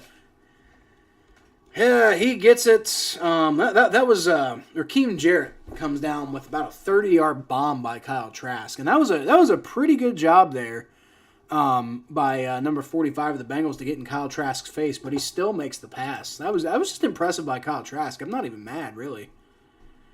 All right, throws it to 18 again, and not quite enough for a first down that time, but, Raheem Jarrett, and they are moving the ball. So, looking more and more like the Bengals are going to go into halftime with a deficit, most likely. So, it is what it is. We'll see what happens, but... And again, I'm not too worried about it, but I got to say these backups definitely need to improve a little bit. Had good play out of the starters, but the backups, not so much. Kyle Trask hands the ball off to Tucker, and terrible run blocking, or terrible run stopping. There's a flag, though. I wonder if there's going to be holding or something like that. Because he got down to like the 8-yard line or something like that. Yep, I think it's going to be a block in the back. I think it's going to be a block in the back on the Buccaneers. I don't think they called it holding. Okay, either way, it's coming back. So that helps the Bengals out a little bit. So that erases a pretty damn good run, too. So that, I think, puts them just out of field goal range. Now, they'd probably still go for it from here. 2nd and 13, by the way. But it's they got the ball at about the 40-yard line now. So I'd imagine they'd still go for the field goal here. But, yeah. All right. Kyle Trask, shotgun formation, rolls back. He throws it, and it is tipped, and almost brought in by Dax Hill. Not quite. Jordan Battle, I think, is going to get called for unnecessary roughness, though. Hit on the defenseless receiver. Dax Hill, I'd be pissed off if I was Dax Hill, because that was a great play by Dax Hill. Dax Hill's had a pretty good game so far today. Got to say that. They're definitely going to call that hit on the defenseless receiver by Jordan Battle, though. That was... he didn't really have a chance at the ball. Oh, no, they're saying there's no foul. Okay, wow. I'm surprised. I'm surprised they didn't call that one. All right, well, that works out for Jordan Battle. You're watching the Chiefs-Jags game? Okay. I mean, like, honestly, like, all these games are going to basically be the same thing right now. Like, none of it matters. The only reason I'm watching the Bengals game, frankly, is just because there's, like, I want to see a preview of how guys like Dax Hill are going to do, you know? Because we really need him, man. He's a first-round draft pick. We need him to step up. And he's been good today. But, you know, needs to continue that. 3rd and 13. And if they can stop him here, that's maybe good, but they don't. Handoff, and that's going to get him right back into field goal range. So, yeah, it's going to be a longer field goal, but still. Taylor Swift is... I do not give a shit about Taylor Swift, Connor. I really don't. I'm sick of hearing about her. It's got nothing to do with football. I'm happy Travis Kelce and Taylor Swift are happy together. That's great for them, but I could give 2 hints of a shit, frankly. Chase McLaughlin apparently is their kicker. Pretty cool. Sick of it too? Yeah, I don't care about Taylor Swift, dude. Got nothing to do with football. All right, so the kick is up, and he missed it. Interesting. That was a terrible kick. It was to the left, and almost kind of had a chance of going in, but it hit the crossbar. And that was a bad kick by Chase McLaughlin. Former Browns kicker. I believe they... was he the guy the Browns drafted? Can't remember. I don't think he was the guy the Browns drafted, but I remember he was like pretty good for them for a minute.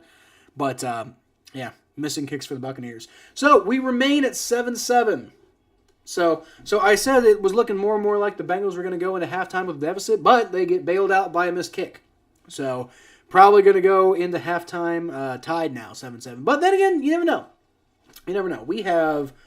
How much time do we have left in the quarter? Because, yeah, 3:22. 3:22, that's enough time for the Bengals to go get a field goal. I don't see the way the offense has been playing. I don't see them getting a touchdown. But, I could see them getting far enough down for a field goal, possibly. Cade York, that's who it was. Cade York, yeah. Chase McLaughlin, I think, was the guy who was the kicker before Cade York. And I remember he was like really good there for like a little bit of time or something like that. By the way, what's up, Mark? I don't think you were. I think this is the first you've interacted in the stream, right? What's going on, Mark? Long time no see, buddy. Okay, dude, I'm hungry. Like that food. The food is literally like right here. It's staring at me. I'm definitely taking a break at halftime, and if that isn't the best streaming... Oh, I remember what I was going to do. I got to figure out what my last video was, but I was going to, like, play my most recent video during halftime. That way it doesn't just look completely useless. Is Andy Dalton... Oh, boy, Brandon Perna's most recent video is Andy Dalton, the NFL's worst playoff quarterback ever. He might have been. He might have been. As a Bengals fan, he might have been. Cincinnati Bengals had a sneaky great offseason. Okay, so let me see. That was 2 months ago. Jesus. My last upload 2 months ago. That's not great. All right, but anyway, the Bengals had a sneaky great offseason. I'm going to see if I can get that to play during the half. That way I can go eat. I mean, I'm going to do it anyway, but that way it just doesn't look like a weird, like, dead stream.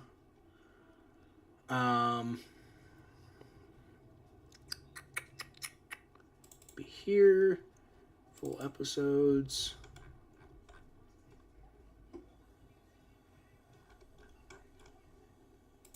There we go. Okay, I'll get to that in a second. Jake Browning shotgun snap on 1st and 10. He's going to throw it deep. And he's got Kwame Losner, but oh no, it's intercepted. Shit. Well, alright. So much for that. That sucked. Well, okay. Zach Taylor showed... No. I mean, that was a good episode. That was one of my better episodes. Talking about Zach Taylor showing great leadership in the DeMar Hamlin thing. That was a good episode. I'm proud of that episode. Power rankings... If I can't find it, I might just have to pick a random episode. You might get the AFC North as a meat grinder. Predicting the 2023 depth chart. That might be funny. That might be funny just because I was probably very wrong in many ways. The OT rules, that might be a fun episode to play. Y'all got any recommendations? Like any episodes of mine in the past that y'all like? 1st and 10 is going to be a handoff to number 44 again, and he's going to pick up about 5 or 6 yards. I don't understand. Okay. Power rankings. Miles Murphy reaction. I could do that. Jonah Williams trade episodes. Spoiler alert. He never got traded. He isn't on the team anymore, but he never got traded. All right, that's going to be a first down. Andy Dalton was just unlucky in playoff games. He was also bad in playoff games, Mark. Like, frankly, let's call a spade a spade. He was bad. I don't have anything in mind, but I'll let you know if I do. Yeah, I'm gonna find. I want to find that one I just put out, but like I'm not. my archive is not very well organized here, so I could do this mock draft from 2023. Kyle Trask throws, and oh my god, man, the defense is just not. It's gonna be first down. 12-yard pickup. Bye week discussion. Bengals Cowboys recap. I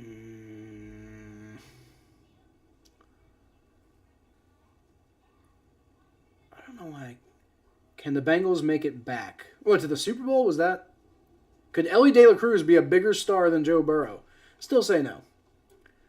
How Mike Brown fleeced the Raiders for Carson Palmer. That was a good episode. I don't think that one was as popular, but I like that episode. I might play that episode. Because otherwise I'm having trouble finding the one I just put out.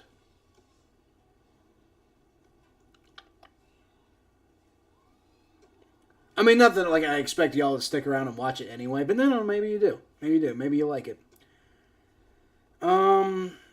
Super Bowl blueprint for the Bengals 2023 offseason. That didn't work out.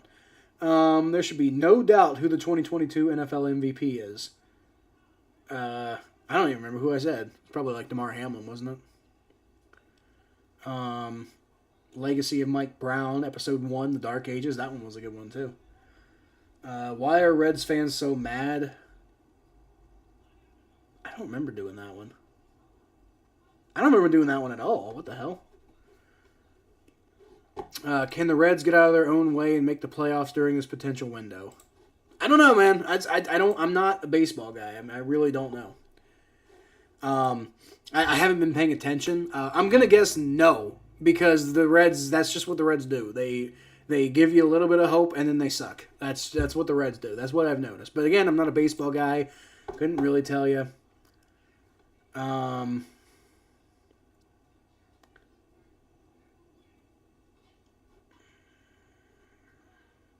Okay, I can't find this episode.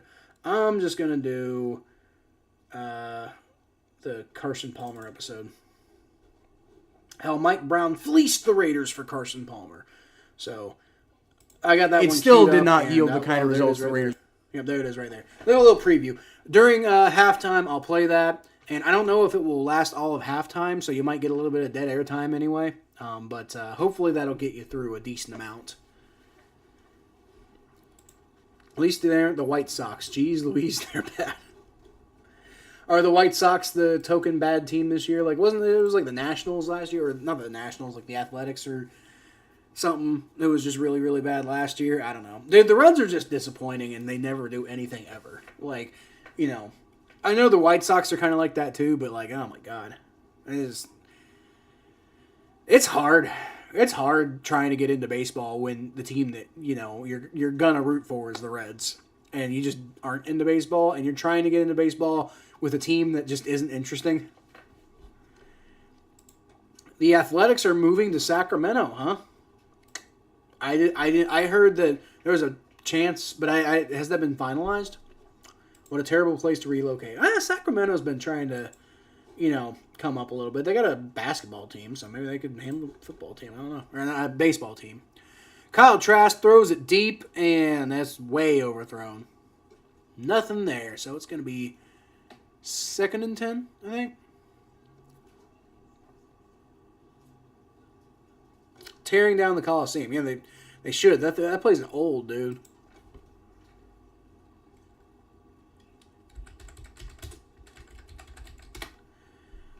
Dude, that Joe Burrow bleach blonde hair is still fucking with me. Like, for real. Oh, yeah, I guess they are officially leaving. Okay, fair enough. Kyle Trask, shotgun snap. He's going to throw, and that's knocked down by... Dude, Dax Hill's having a great game. Dax Hill's having a great game, and that's another big hit by Jordan Battle, and he's not getting penalized for him. So, hey, you know what? That's interesting. Yeah, they should tear down the Coliseum. That place is that place probably needed to be torn down for a while, honestly. But hey, Dax Hill, dude, I got to give credit. Dax Hill is looks like he is a natural fit for that cornerback position. Hopefully, I really hope it works out. I really, really hope it works out for him, man. We drafted that guy in the first round, and I really need him to step up. We all need him to step up. All right, shotgun snap, Kyle Trask, and he's just going to get eaten in the backfield. There you go, Bengals. And dude, like those defense, that was like 3 guys who got on him, and they were all going like plowing through face masks and everything. That was great. All right, let's see. That was 93 and 50. I think it was Shaka Hayward, right? And Shaka Hayward's 50. Great play by Shaka Hayward and 93. Jeff Gunter. Oh, there you go, Jeff Gunter. That's another guy who really needs to have a good preseason to potentially make the team. I don't think he will make the team, but plays like that will make the coaching staff think twice for sure. All right, so the punt is away, 4th and 20, and that's going to be returned at the 20, and Trent Irwin makes one guy miss. Only that's about all that happens, though. Gets about 25.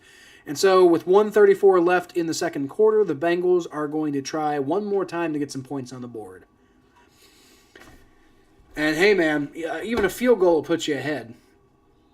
And I think that'd be pretty good, you know. Pretty good because the second half is going to be a lot of like guys who might not even make the roster. So try to win the first half. That's what I think you really want to do in a preseason game. White Sox are 28 and 90. Well, dude, I'm not a baseball guy, and even I know that's bad. That's 28 and 90. Jake Browning shotgun snap. He throws. It's caught. There you go. That was a good little catch and pass there. Is Shedrick Jackson? No, Kwame Lassiter. I think. He's 19. Kendrick Pryor. Wow. Okay. Hey, Jim, what's going on? Put your comment up here in a second. Jake Browning's in shotgun formation. Takes the snap. Rolls back. He throws, and it's caught. Chris Evans picks up about 5 yards. That's the whole thing there. Jim NFL 97. Jim NFL 7. What's going on, buddy? Good luck to the Bengals, and good luck to your Vikings, right? You're a Vikings fan? Good luck to the Vikings, except when they play the Bengals or if they meet in the Super Bowl, which that's not going to happen. I mean, like, dude, okay, look, I'm not as optimistic this year as I have been in years past about the Bengals making the Super Bowl. But then again, I've been wrong in the past, so hopefully I'm wrong this year. But, like, it's not that I don't think the Bengals are going to make this, like, win the Super Bowl this year. Like, I don't think they can. It doesn't feel like their year like it has in years past. And the Vikings, I definitely don't think the Vikings are making it. I do think the Bengals make it back to the playoffs, and we'll see what happens when we do the whole thing. But, I mean, I don't know. If the Bengals make the playoffs and Joe Burrow's healthy, anything can happen. Like, let's just say that. I don't know. I'm not getting the same feeling this year that I've gotten from years past, so maybe that's a good thing. Maybe that's a good thing because it means, like, you know, the weirdness is gone, and maybe it's just like it just feels like a normal year, and that's a good thing. That all this shit's been normalized. Jake Browning throws it deep, but it's just nowhere near him. Threw it out of bounds, basically. Cedric Jackson, by the way. There's a flag on the play. What's the flag? Is that why you threw it away? Is it on the Buccaneers? That'd be pretty cool. And I think, no, that's on the Bengals. Jake Browning doesn't look terribly happy, so.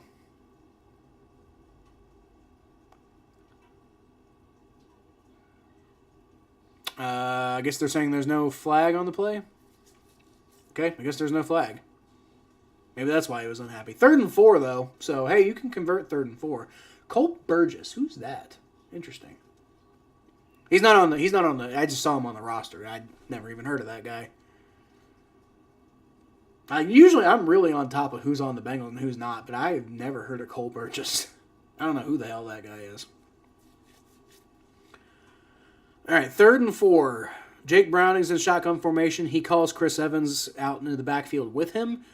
So he's to his left now, takes the shotgun snap. Decent little protection there. Got Tanner Hudson, who I think might have enough for the first down.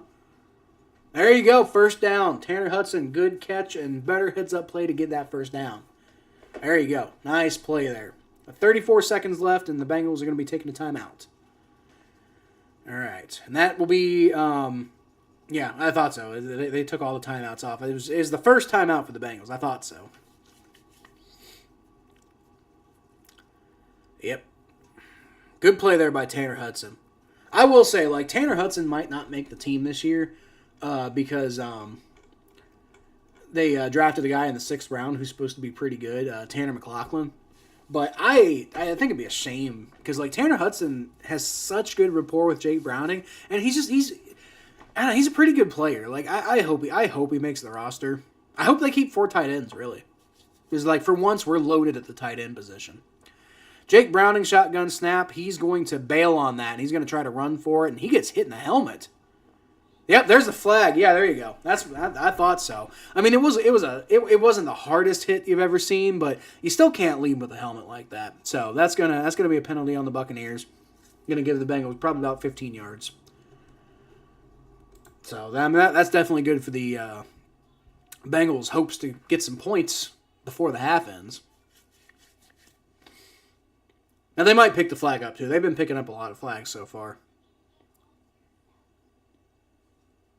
I don't know. They picked the flag up. I don't think the refs know what's going on anymore. All right, whatever. Whatever.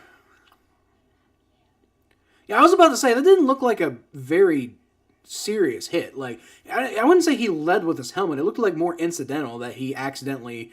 Like, he didn't mean for the helmets to collide. Like, I don't know, he kind of squares up a little bit, but I think I don't know. Zach Taylor's mad, but I don't agree with that. I don't know. I think that was, I don't think that was like he was trying to really lead with the helmet. I think he just happened to do it. Zach Taylor's really pressing this one, though. He's mad, too. He's got all the refs over there talking to him.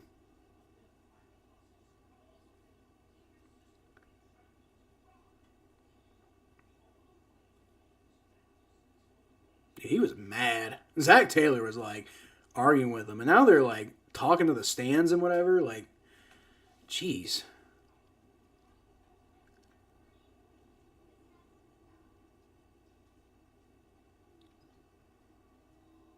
Whatever Zach Taylor said to him, he must have made an impression on the refs. Because they didn't give him the penalty, but, like, they're taking a long time to set this play off. Jake Browning throws to Tanner Hudson, and... It wasn't placed the best, but Tanner Hudson probably could have come down with it, but he dropped it. That's unfortunate. 3rd and 7.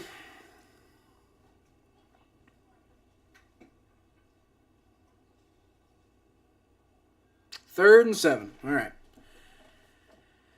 And they're on the Buccaneers side of the field, but just barely. So need to get something going here a little bit.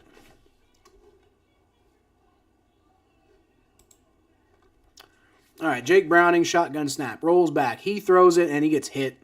Or his arm gets hit, anyway. And there's nothing there, so it's 4th and 7.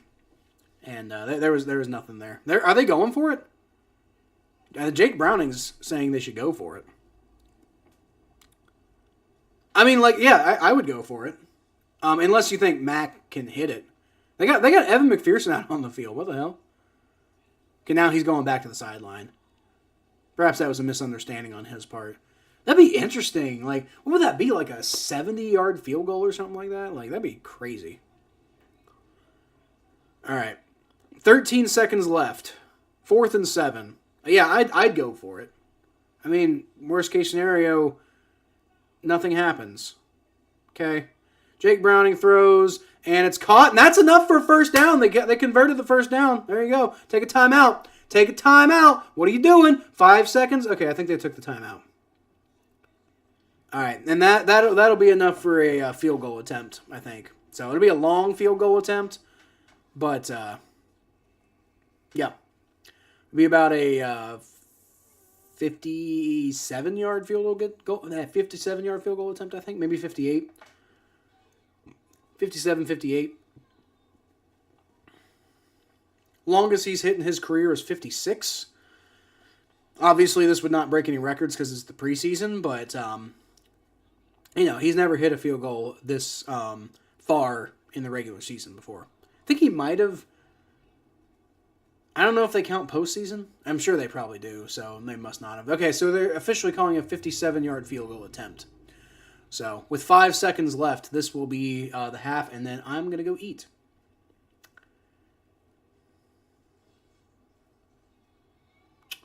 Okay, now they're saying 58. Okay, so it is officially a 58-yard field goal attempt. All right.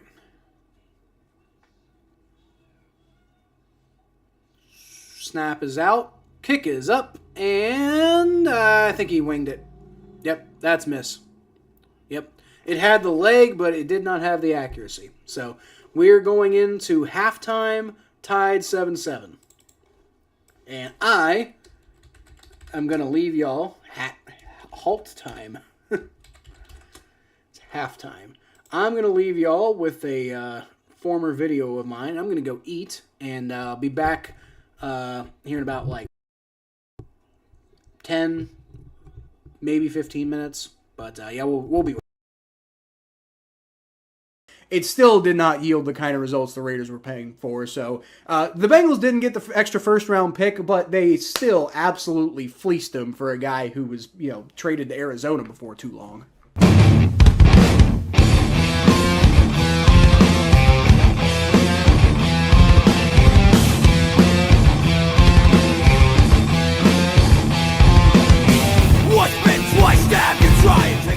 Welcome to the Jungle, Bengals fans. I'm Kyle Phelps, and sometimes, not a lot, but sometimes, I feel a little bad that the Bengals were only really able to grow out of their own turmoil by sucking the life out of another franchise. I mean, not that bad. I feel a little bad.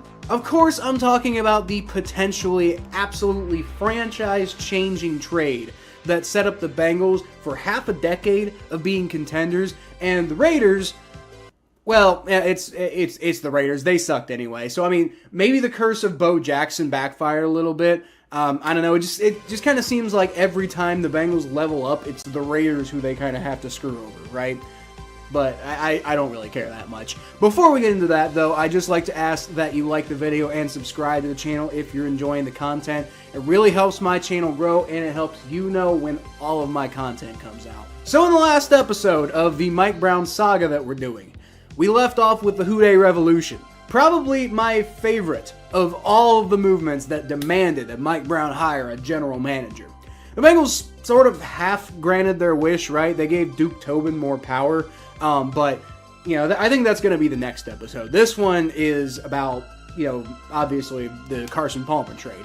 It also helped, though, that the Bengals made possibly the best incoming personnel move of this time period until they drafted Joe Burrow in hiring Mike Zimmer as the defensive coordinator in 2008. Set up a really solid defense for the entire time Mike Zimmer was here, outside of that one season. But they ended up having a run of 6 playoff appearances over the course of the next 7 seasons. However, I say the best incoming personnel move because there was another move that trumped it entirely with an outgoing player, and that was the trade of Carson Palmer. While I'm sure Marvin and Duke were both influential in the execution of this absolute masterpiece, this all-time great trade was orchestrated by Mike Brown himself. Now, Carson was a game changer for the Bengals when he was drafted, to be fair, right? But by 2010, he'd become Bengalized. You saw it with that god-awful 2010 season that I just referenced a couple seconds ago that I actually personally only vaguely remember because I was lucky enough that my brain exploded and that whole time period is kind of lost for me. Like honestly, I like to believe that this happened because of that season. Actually, by the way, funny story about that. When I had my brain surgery, the first thing I said when I came out of the operating room was, I turned to my mom and I asked, did the Bengals make the Super Bowl? And she told me the Bengals won 4 games that year and the Steelers were in the Super Bowl. It was a rough time, guys. But wouldn't you know it, I got to watch Aaron Rodgers beat the Steelers in that Super Bowl while I was recovering. I choose to believe that my recovery, my very quick recovery for having, a brain explosion and brain surgery, I choose to believe that that was largely fueled by spite. Lord Sidious would be proud. Good. Use your aggressive feelings, boy. Let the hate flow through you. I could really go on and on about how I feel about Carson's exit in Cincinnati, but I won't for this video for the sake of staying on track and not putting out a half-hour long video, right? But I think that Mike Brown felt about the same way. And as I said, I think he genuinely intended to let the man retire. However, what actually happened is Mike drove Carson's trade value through the roof. After all, he was just 31 years old at the time and one of the league's most talented quarterbacks. So teams were willing to pay a premium for a guy who the Bengals had under contract for another 4 years still. Now, I like to believe that Mike Brown knew exactly what he was doing letting Carson sit halfway through the season to create a sense of desperation among QB-needy teams. I mean, I know it was about morals. We're not going to let the player walk all over us. I just like to believe he was being a little savvy. But whether intentionally or unintentionally, Mike getting what could have been 2 first-round picks from the Raiders for a guy who's going to retire anyway, that's absolute highway robbery. It actually yielded a first and second round pick when all was said and done. That second round pick was a 2013 pick that was conditional, could have been a first round pick, on the condition of the Raiders making the AFC Championship. So basically the Raiders are saying, if he makes the type of impact that we're giving up this kind of capital in the first place for, then we'll sweeten the pot a little bit. We'll put a little extra on top. So it didn't go that way. Things did not go well. The Raiders actually had their best season in years with 8-8, but it still did not yield the kind of results the Raiders were paying for. So the Bengals didn't get the extra first round pick, but they still absolutely fleeced them for a guy who was traded to Arizona before too long. At the end of the day, though, the Bengals managed to turn a retiring player into a first round pick in 2012 and a second round pick in 2013. Before the trade, but still knowing that Carson wasn't coming back, the Bengals drafted Andy Dalton and A.J. Green in 2011, and a new era was born. With that 2012 first-round pick, they selected Kevin Zeitler, a right guard who played 5 great years with the Bengals. Unfortunately, the sins of the front office led to him not sticking around afterward, but he's still one of the better guards in the NFL to this day. It's a damn shame that most of that production was not with the Bengals. But with the second round pick in 2013, the Bengals selected one of my favorite players of all time, Giovanni Bernard. Now, he never really secured the starting running back job in Cincinnati, all the way, to be fair, but he was an instrumental locker room leader and was probably the best complimentary running back in the NFL for most of his career, if not all of his career in Cincinnati. Like I said, the Raiders ended up trading Carson a couple of years later after winning a grand total of 8 games in his 24 starts in Oakland. And they only got a 6th and a 7th round pick for him in return. In Carson's defense, he did actually have a pretty solid career revival in Arizona, where he actually won a playoff game before the Bengals ever figured out how to do that.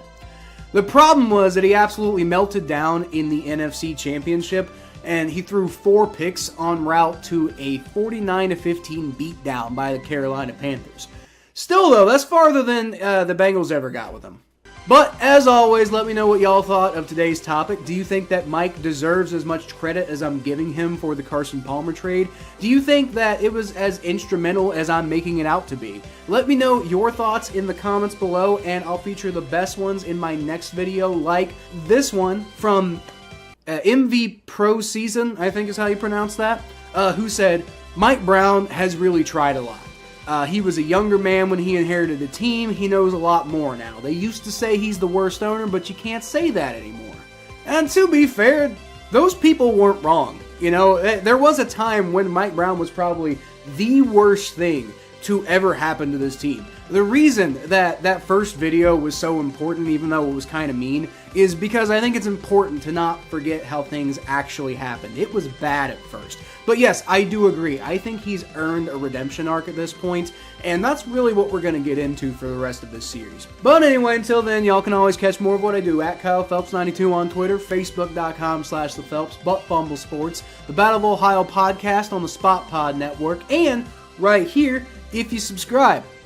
As a former Mike Brown hater, I gotta say, watching him win a Lamar Hunt trophy and lift that was awesome. I can't wait to see the day that he lifts a Lombardi. But until then, I'll leave y'all, as always, with a hootie!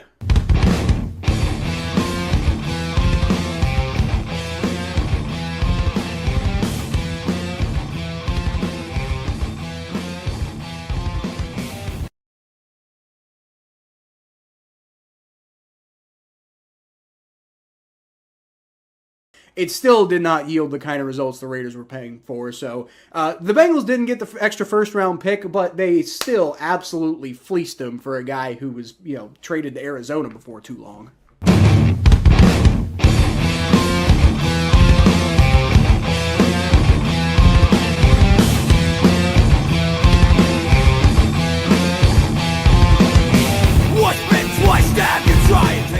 Welcome to the Jungle, Bengals fans. I'm Kyle Phelps, and sometimes, not a lot, but sometimes, I feel a little bad that the Bengals were only really able to grow out of their own turmoil by sucking the life out of another franchise. I mean, not that bad. I feel a little bad. Of course, I'm talking about the potentially, absolutely franchise-changing trade that set up the Bengals for half a decade of being contenders, and the Raiders...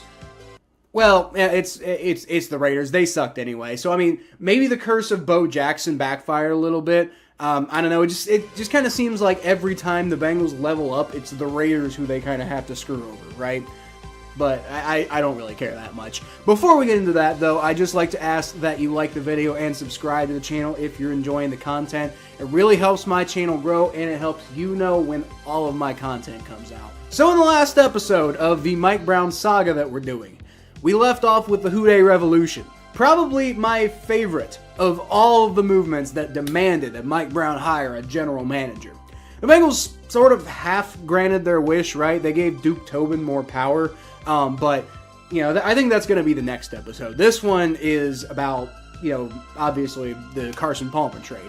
It also helped, though, that the Bengals made possibly the best incoming personnel move of this time period, until they drafted Joe Burrow, in hiring Mike Zimmer as the defensive coordinator in 2008. Set up a really solid defense for the entire time Mike Zimmer was here, outside of that one season. But they ended up having a run of 6 playoff appearances over the course of the next... Okay, we're back. And looks like it's still halftime. But I got my food in. So they're doing some replays here and stuff like that. Just a bit of a recap. Really, what's up, Connor? Thank you. Welcome back to you too. But just a quick recap. The Bengals' first team looked pretty good, ready to go. So I'm just saying, if they come out in week 1 and they don't do well, maybe we can put to bed this whole they don't play in a preseason, they're gonna be bad. Well, nonsense. But I will say though, if they do come out week 1 and they look really good and they kick ass, then maybe then I look like the idiot. We'll see what happens. I don't know. I've never really believed in that whole thing, but yeah. That's what it is. Looks like they're getting about ready to do the kickoff here soon.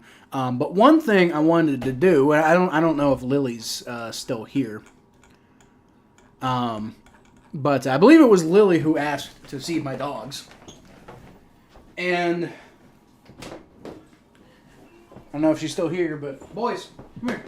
Come here, boys. Bark, up. Good job. Up. Yeah, hold on. Here's the dogs. They're very good boys. That's Bark Salami, and then that's Bork. Bork's the big one over there. They're both pretty big, but you know, yes, good dogs are good dogs. All right. That camera angle looks weird. Is that about right? Yeah, that's about right. There we go. All right. All right, looks like we're about to kick off. And the Buccaneers are going to get it first, and that's going to go right through the end zone.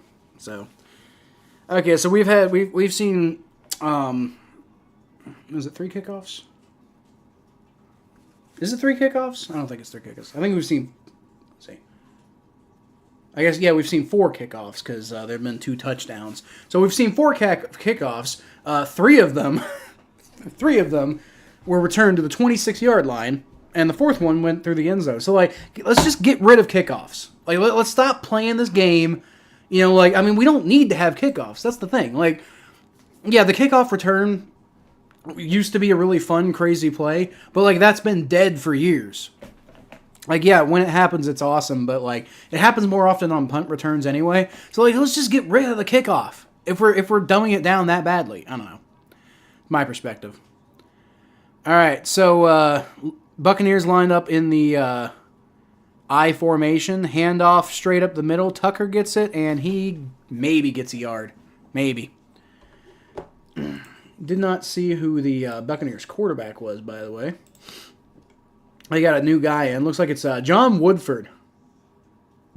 John Wolford. I think former Rams quarterback who started a couple games just because they had a bunch of like injury issues or something like that. Yeah, John Wolford, 5th-year quarterback out of Wake Forest. He is the 3rd-string quarterback for the Tampa Bay Buccaneers, it appears. All right, shotgun snap. Wolford's going to roll back. He's going to throw it short to 44 there. And, yeah, Tucker picks up about 4 or 5 yards. So that play worked out better than the last one. But it's still going to be 3rd down, 3rd and 4. So we'll see what they do here. Be nice if the Bengals defense could make a stand here. Not expecting a whole lot, but something would be nice.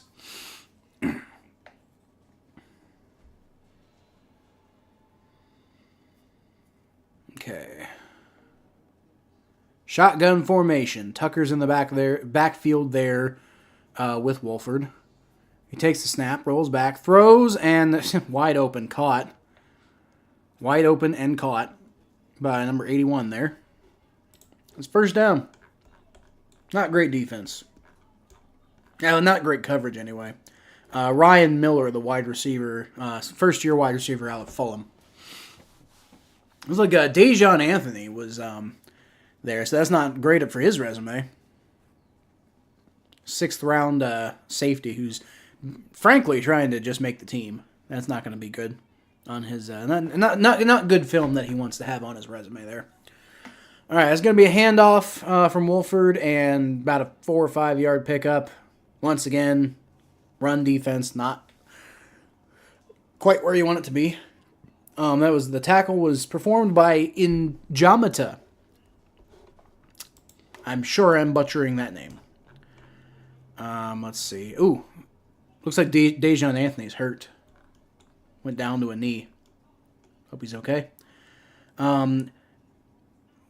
Mayama Njomata?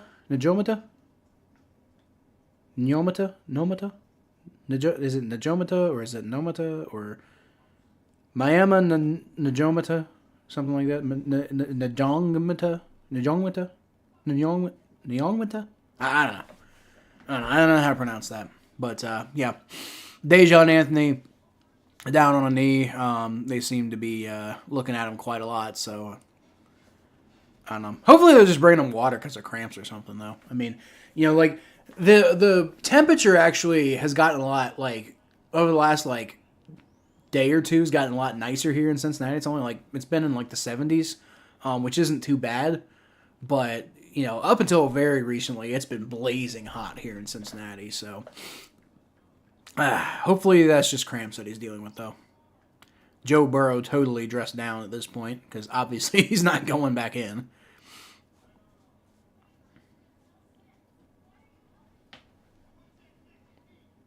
Oh, looks like something happened to his nose. They're like they're really kind of babying that nose there.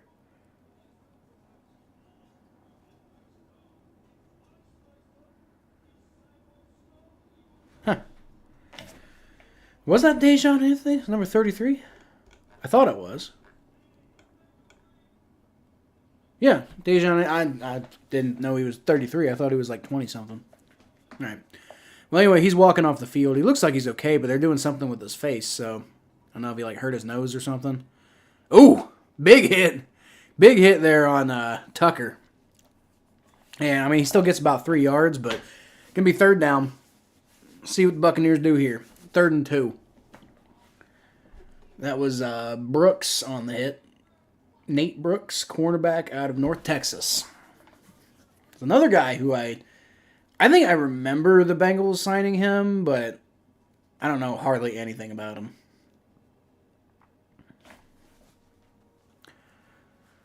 All right, under center is Wolford, and he's going to hand the ball off, and oh my God, it's a wide open lane for Tucker. And he gets down to the 20, jumps out of the way, makes a man miss, gets down to the 18-yard line. Good fucking God. That was awful. Next year I'm going somewhere special. I'm going out of the country and going to Honduras. See if I can. There we go. Get that a little bit more on there. Going to Honduras. That's interesting. Interesting. I had a cousin recently went to Guatemala, I think. I don't know too much about Honduras. But that's pretty cool. Hope you have a good time there, Connor. Yeah, handoff, that basically goes nowhere. So it's might have gotten a yard or two there. Oh, well, they gave him 4. Okay. I was too busy thinking about Honduras. 2nd and 6. With about 10 minutes left. Well, about 11 minutes left in the third quarter. So it's 2nd and 6. And see if the defense can actually do something here. Maybe stop somebody for once. I don't know, just a thought. Walford's going to take it. Oh, hey, there's a big sack. There you go. All right. As soon as I start complaining, they do something. Who was it? Number 52. Preston Brown's old number. Cedric Johnson, defensive end out of Mississippi. He's one of those guys who, he was like a 7th round pick, I think.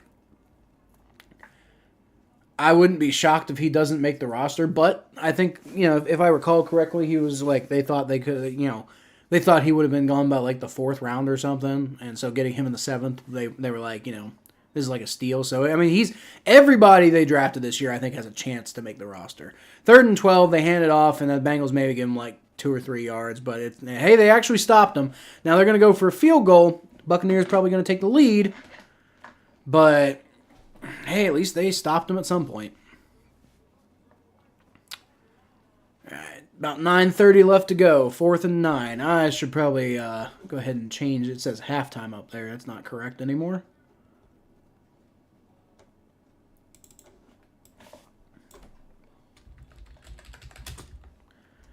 Quarter 3. All right.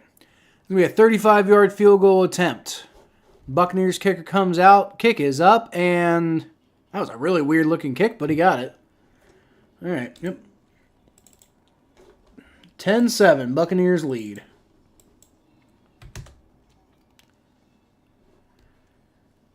Haven't been too impressed by the back of the roster guys today. Now, luckily, a lot of the guys who you want to see do well have been doing well. The starters in general played really well. Dax Hill has had a pretty good game today. Josh Newton had that big interception after, letting the touchdown go. So, he's at least back to even on the day. Punters have generally done well today.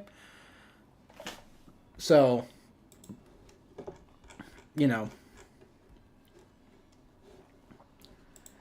I like what I like what we've seen mostly from the guys who are expected to make the roster. But I mean, definitely those fringe guys have not been doing so well today. Bengals have only punted 3 times in a in the midst of a punting competition. Like I said, I'm rooting for Brad Robbins to win it because I want Brad Robbins is our guy, right? We drafted that guy. I don't want him to lose his job to an undrafted guy, even though Ryan Reckow is a good player, and if he wins the starting job, obviously I'll be a fan of him. But I don't know. I was a big fan of the Bengals drafting Brad Robbins in the 6th round. So I want it to work out, In fact, I want it to work out. I was also sort of advocating for them potentially using one of their 7th round draft picks on Austin McNamara this year. And he didn't even make it to the first preseason game. They did sign him, but as a college free agent. And he didn't even make it to the first preseason game. So maybe I was wrong about McNamara. I guess.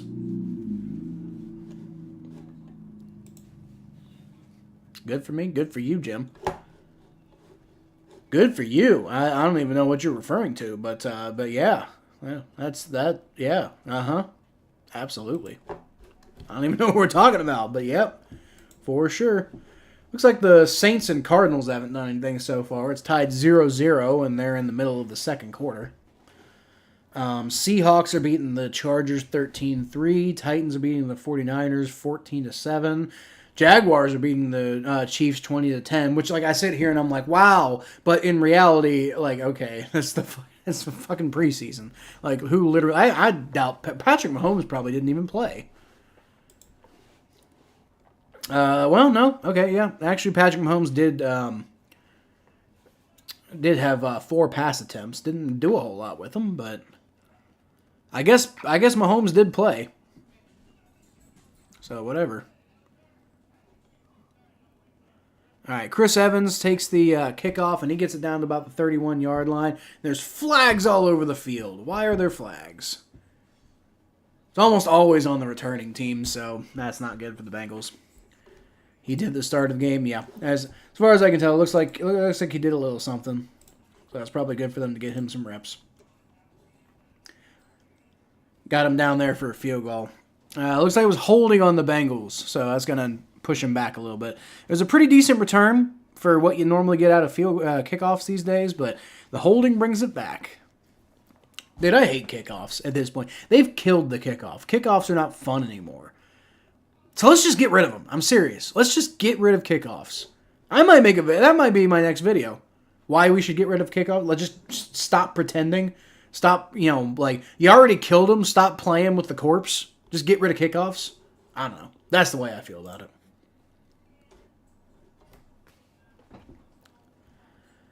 All right, Jake Browning fakes the handoff to Travion Williams. He's going to roll out to his right, and he throws. It's a little short. I feel like 85 probably could have come up with that, but he didn't. Whatever. Cam Grandy, tight end out of Illinois State.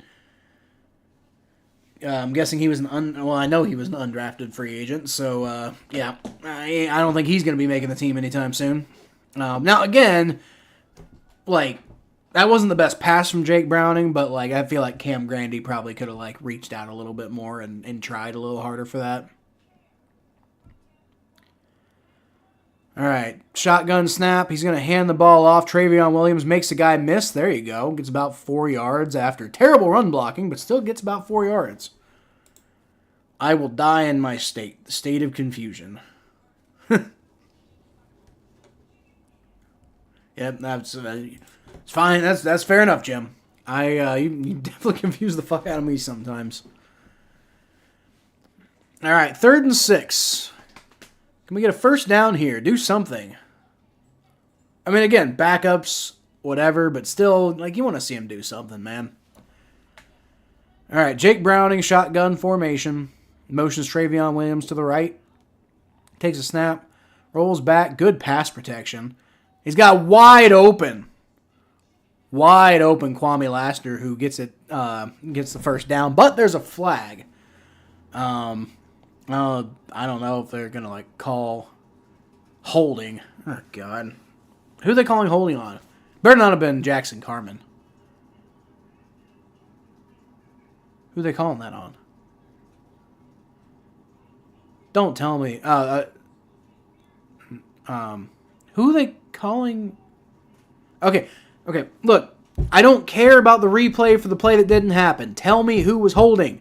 Y'all, the TV people have one freaking job, dude.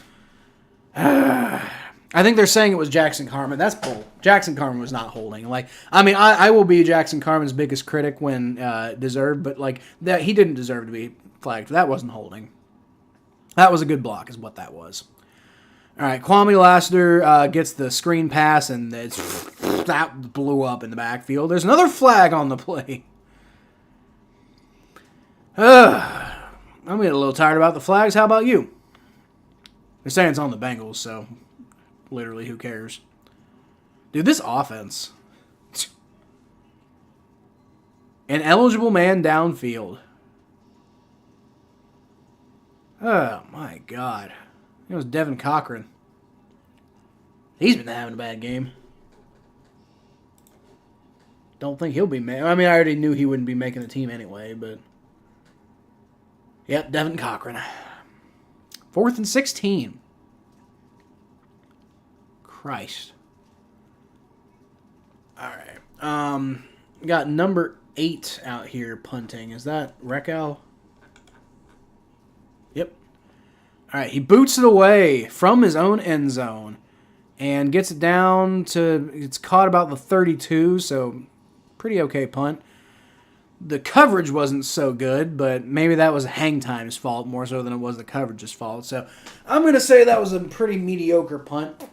So basically, as far as the punting competition goes, I'm going to say is virtually nothing separating Brad Robbins and Ryan Reckow so far today.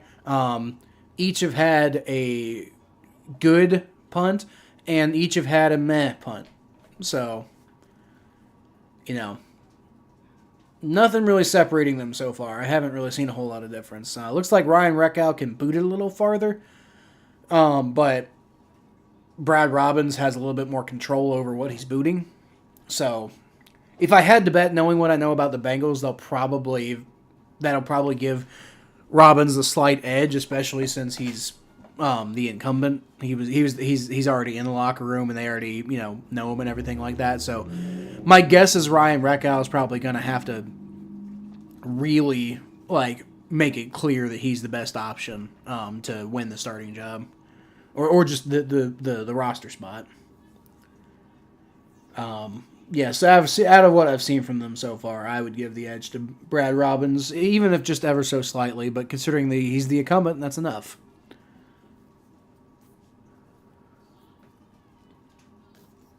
Not that either have been hugely impressive. You know what I want to see? I want to see Rocky Lombardi. I want to see freaking 23-year-old Boomer Esiason going out there. I'm sure he doesn't throw the ball like Boomer Esiason used to throw it, but I want to see some Rocky Lombardi because I've seen enough Jake Browning, and I'm not impressed so far. I'm really not.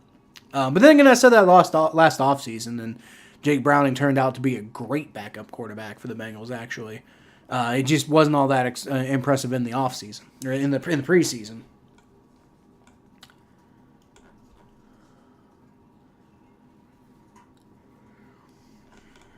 Cam Sample is out for the season, and that sucks for him. Kind of sucks for the Bengals, but at the same time, with all the investment they made at defensive end, and Cam Sample isn't exactly a starter, so while nobody wants Cam Sample to go down, it's you could have had a lot worse things happen than Cam Sample being out for the season. If you're the Bengals, obviously you don't want that to happen, but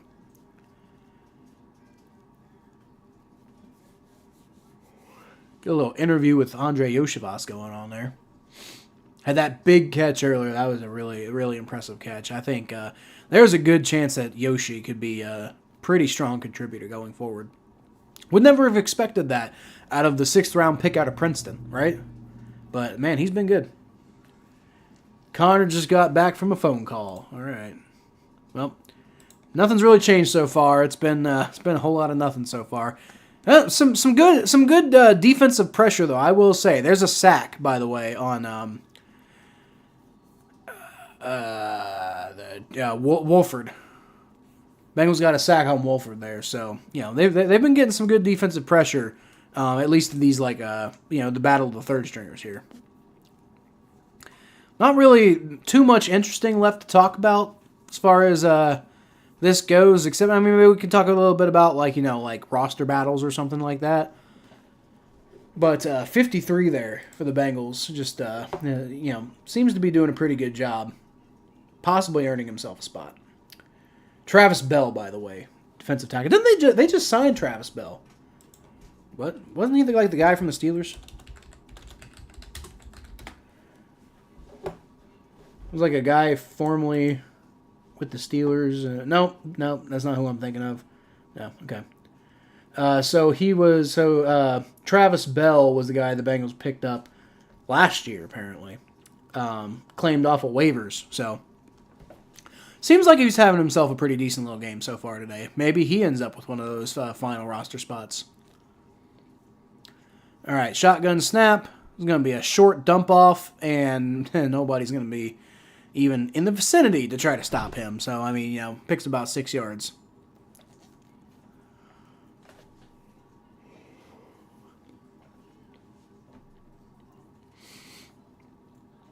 Yeah, Andre Yoshivas had 2 touchdowns in his first start last year.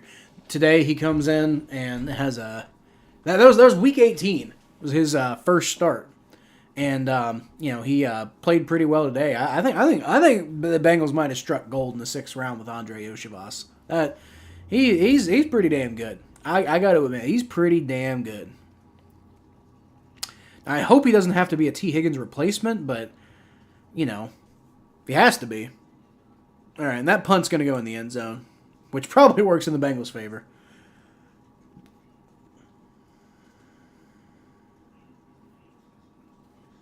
Wait, he went to Jefferson Davis High School? They've since, probably correctly, renamed themselves to Johnson Abernathy Greats High School. But why the... Why? Who would name their high school after Jefferson Davis? Look, I'm not trying to get into politics or anything like that. I'll just say why would you name your school, your public school, after a rebel general, first of all, and also a guy who lost and was generally not very well liked? I don't know. That seems like a weird guy to name a school after, but they did change it. So, and I'm not even like I said, I'm not even trying to say anything political here. I'm saying wouldn't you want them to look up to somebody worth looking up to? Jefferson Davis is not a role model. But whatever. Anyway, Travis Bell went there for school. Connor says Saints 3, Cardinals nothing. That feels like a Saints-Cardinals game, doesn't it? There's nothing happening. 3-0. It's almost halftime. Terrible.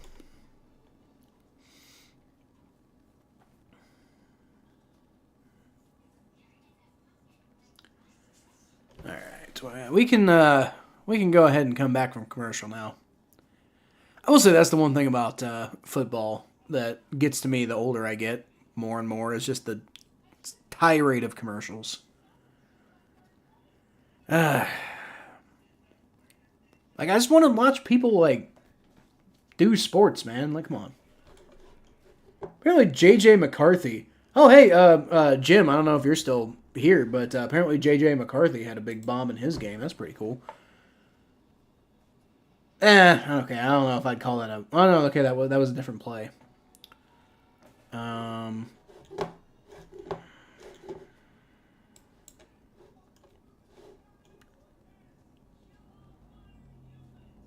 Throws it. Yeah, that's a different play. I thought they were showing the... I don't know.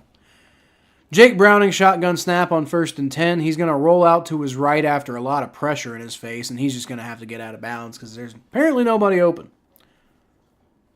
So, unfortunate.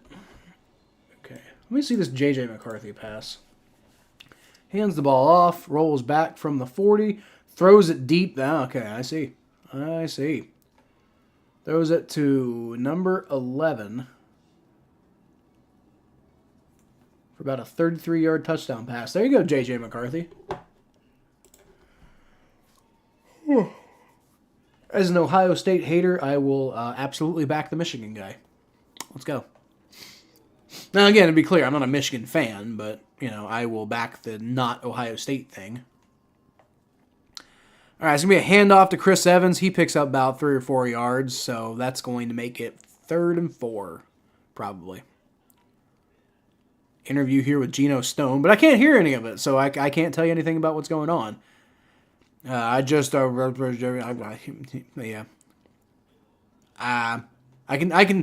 really figure out pretty well when he's saying can't read lips very well. Definitely not when the sound's off, which I guess is what you need to, you know what I mean. All right, Jake Browning, shotgun snap on 3rd and 6. I guess I was a little off. Takes the shotgun snap and throws, and he, I think, got impacted a little bit there. There's a flag. I'm guessing that's going to be holding on the Bengals, though. Yep, holding on the Bengals. They're declining that, though, so they can send it straight to 4th down. Bengals are going to punt. And that was Jackson Carman, second time he's called for holding. Was he actually holding this time, though? I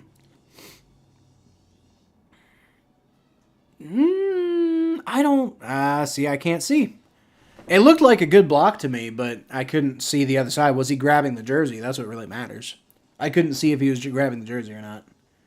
But I do know that first time he got called for holding, he absolutely the hell was not holding.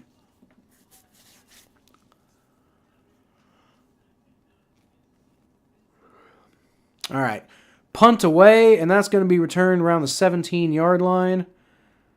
And he's going to be swallowed up around the 23.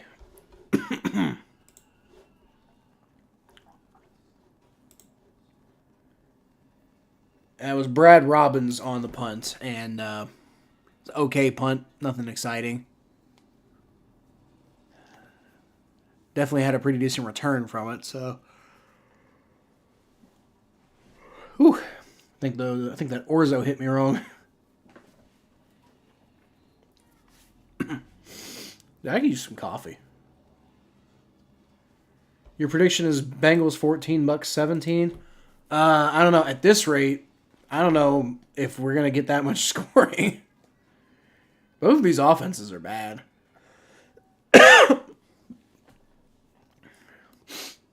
Maybe see if I can go get some coffee on my... See, I don't want to do it right now because it feels like we're probably going to come back from commercial fairly soon, but I might do it on the next commercial. I don't see 2 more touchdowns, Connor. I'm not going to agree with that. I'm going to say maybe 13-7. Like, 1 more field goal for the Bucks and no more scoring at all for the Bengals. That's my guess. 13-7 is going to be my prediction at this point. Because the Bengals offense is just doing nothing right now. And the Bucks offense isn't doing much, but they're at least moving it. But you might rewrite too, Connor. I could be totally wrong. I could be totally off base. But it's preseason. I don't really care. As you can see, I didn't really put any score predictions. So I think the Bucks will win because I live in Tampa Bay. Well, I think the Bucks will win because they're currently winning, and the rest of the game kind of doesn't matter anyway. So I think the current pace of the game will probably hold. I live in Cincinnati. Well, Fairfield technically, but it's part of the Cincinnati area, and big Bengals fan, as you can probably tell. But I think the Buccaneers are going to win because they're the better team right now. Neither of these teams look very good right now at all. The Bengals looked better. The Bengals' first team certainly looked better than the Buccaneers' first team, but not anything to get excited about on either side, I don't think. This game is boring. Yeah, it is. It is kind of boring. It's preseason. Preseason's always boring. The only reason that I'm streaming is I haven't really put out hardly any content, and I wanted to show up. There's a handoff for about 3 yards. Okay. I haven't really put out a whole lot of content lately, so I wanted to make sure that I'm streaming. I enjoy watching the games with you guys, so there's that. Yeah, but I can't say this is exactly the most exciting game I've ever seen in my life, but it's okay. It's preseason. Another reason I'm doing this preseason game is because I need to make sure I have my stuff ready to go for the regular season.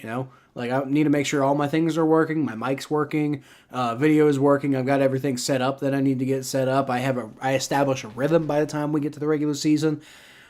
This stream might not be the most exciting stream of all time, but that's partially just because I'm trying to work out all the kinks, and then hopefully by regular season week 1, I'm just as ready to go as the Bengals are.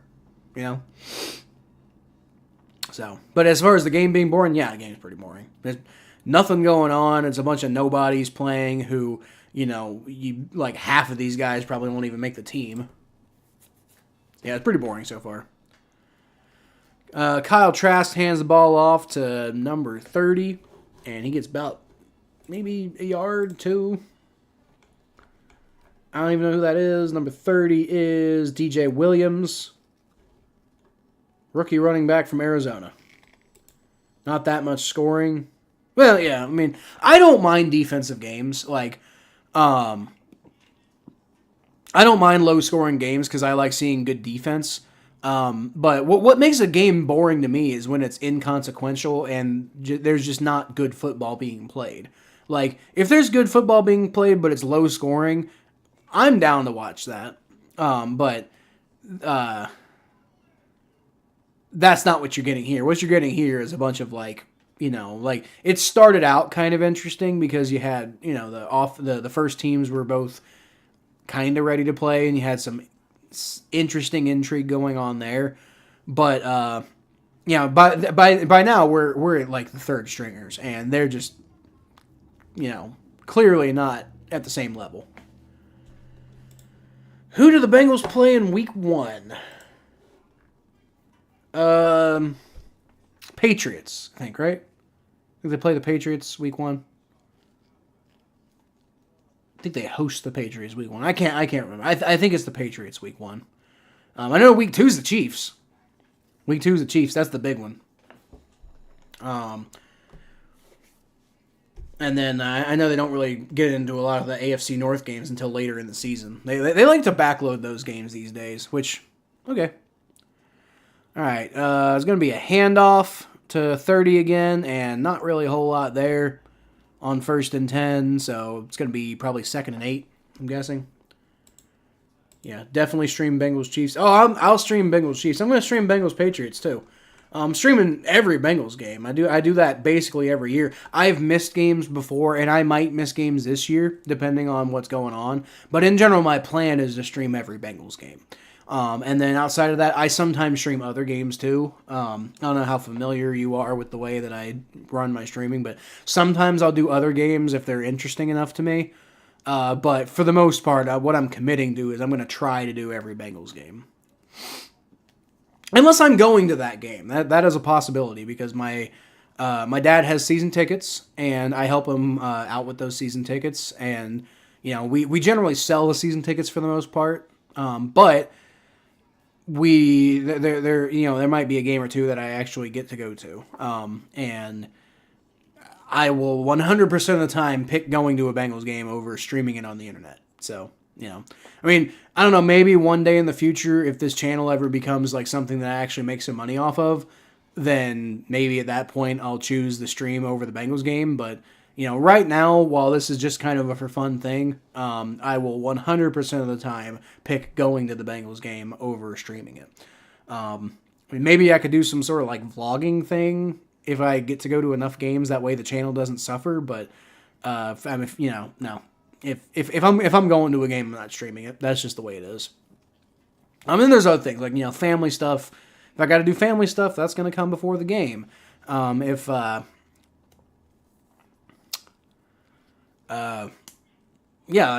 lot of stuff because can't believe this year is almost over. What? It's August. We're in the second half of the year. What do you mean almost over? I wouldn't call this almost over. Summer's over. Which thank God, because it's been so hot here, dude. I don't know. Well, you said you're from Tampa Bay. So you're over here. You're probably over here like hot. This guy doesn't know hot. I know it gets crazy there in Florida. But this has been some of the heat waves that we've had have just been it's been bad. I have not enjoyed it at all this summer. So yeah, summer's over.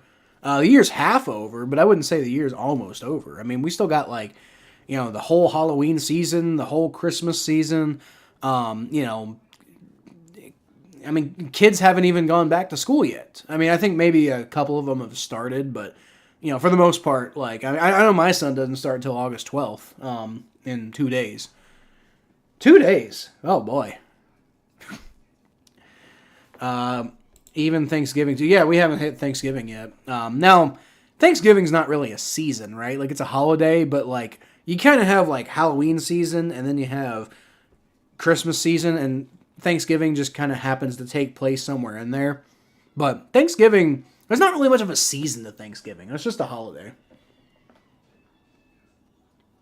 Maybe there should be, maybe there shouldn't be. I don't know. Thanksgiving is one of my favorite holidays because I like food.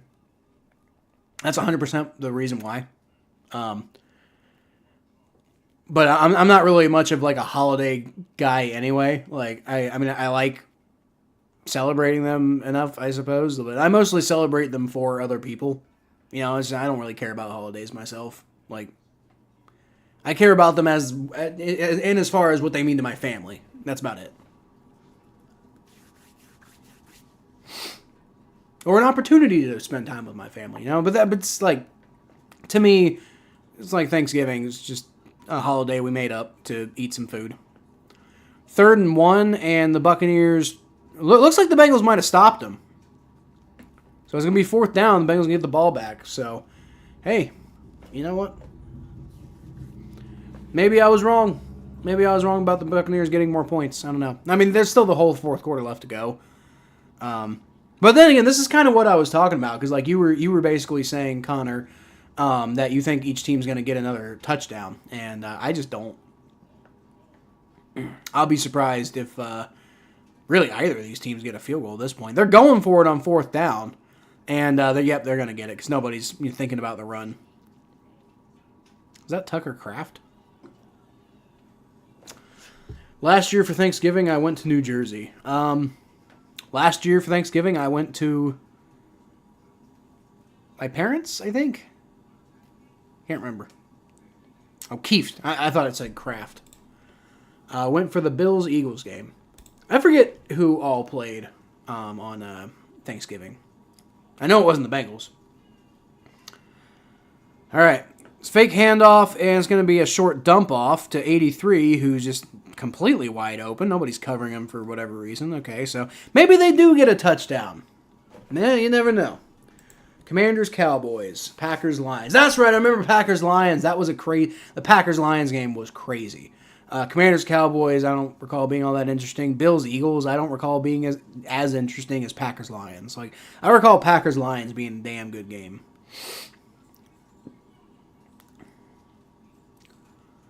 All right. Under center, John Wolford. He's going to fake the handoff. He's going to roll out to his right.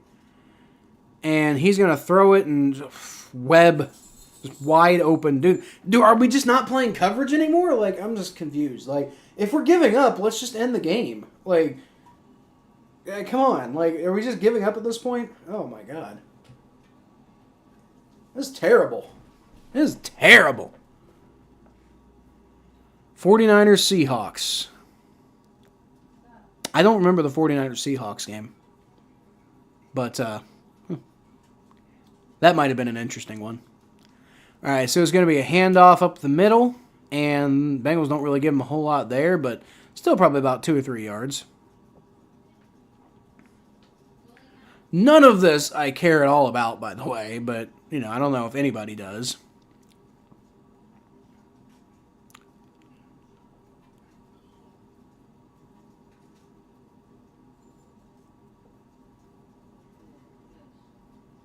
Chase Brown's having himself an interview right now. I kind of wish I could hear him, but nope, no such luck.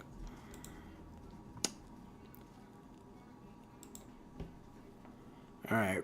John Wolford is under center. He's going to fake the handoff, rolls out to his right again, and he's just going to run for it. Picks up about 4 yards.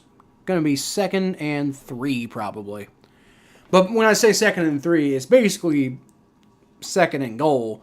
It's just that first down marker is like right next to the end zone. Noah Cain. I remember when the Bengals signed Noah Cain, and I thought that one was interesting. So I don't think Noah Cain's going to do anything because it's a crowded running back room. But he was a damn good running back, and I know a lot of things set him back in his college career at LSU. But he's a talented guy. That's a high snap for Wolford. But he throws it, and it is dropped in the end zone. Wow. Dude, he was open, too. That was a good pass, and it's just straight up dropped. Let's see. Yep. Rolls back. Looks around. Finds the seam in the middle. Maybe it's a little low of a pass, but yeah, like straight up dropped. Should have been caught. So, boo on number 80 there. Are they going to go for it on 4th and 2? I think they're going to go for it.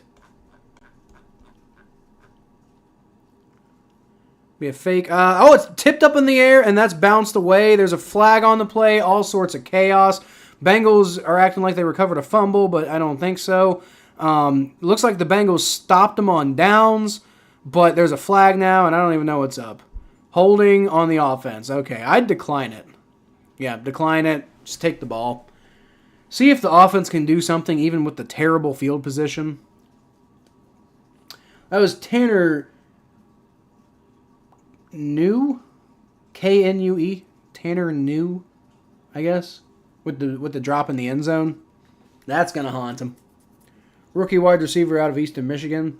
That's gonna be a mistake that you're gonna be thinking about for a very long time because I don't obviously know too much about the Buccaneers roster, but I can say if he's playing right now and I've never heard of him, he's probably like one of those like roster bubble guys, if even really has much of a chance to make the roster. So like that might have been like his one chance to really have like make a big impression, and he just missed it.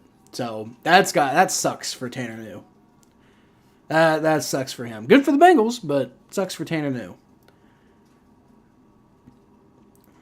5'11" guy out of Eastern Michigan. Now, I mean, who knows if he even had a real chance to make the team anyway. But, I mean, in addition to that, there's also, tape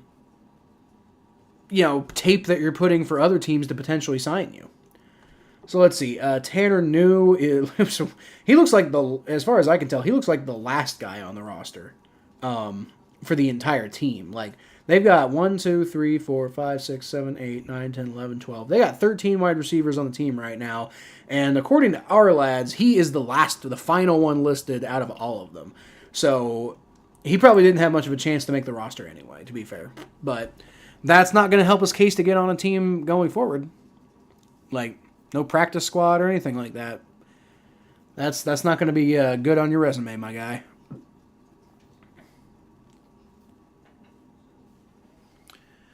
Dude, my neck is killing me right now. I'm going to have to figure out something for, like, streaming. I don't know.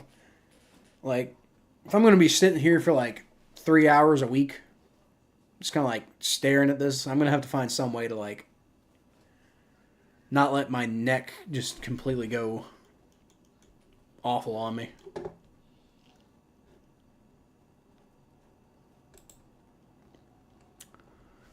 All right, 11:16 left to go in the fourth quarter. I probably didn't even update that, did I? Nope. Never updated that. Tomorrow, going to the pool. That'll be fun. Sounds cool. I've been thinking about for a while trying to get a pool in our backyard, but our we've got this weird like hill that just would make it so difficult to ever do something like that. I don't know if that's ever going to happen in our current backyard, but you never know. Our neighbors managed to make it work, so they got a very similar yard to ours.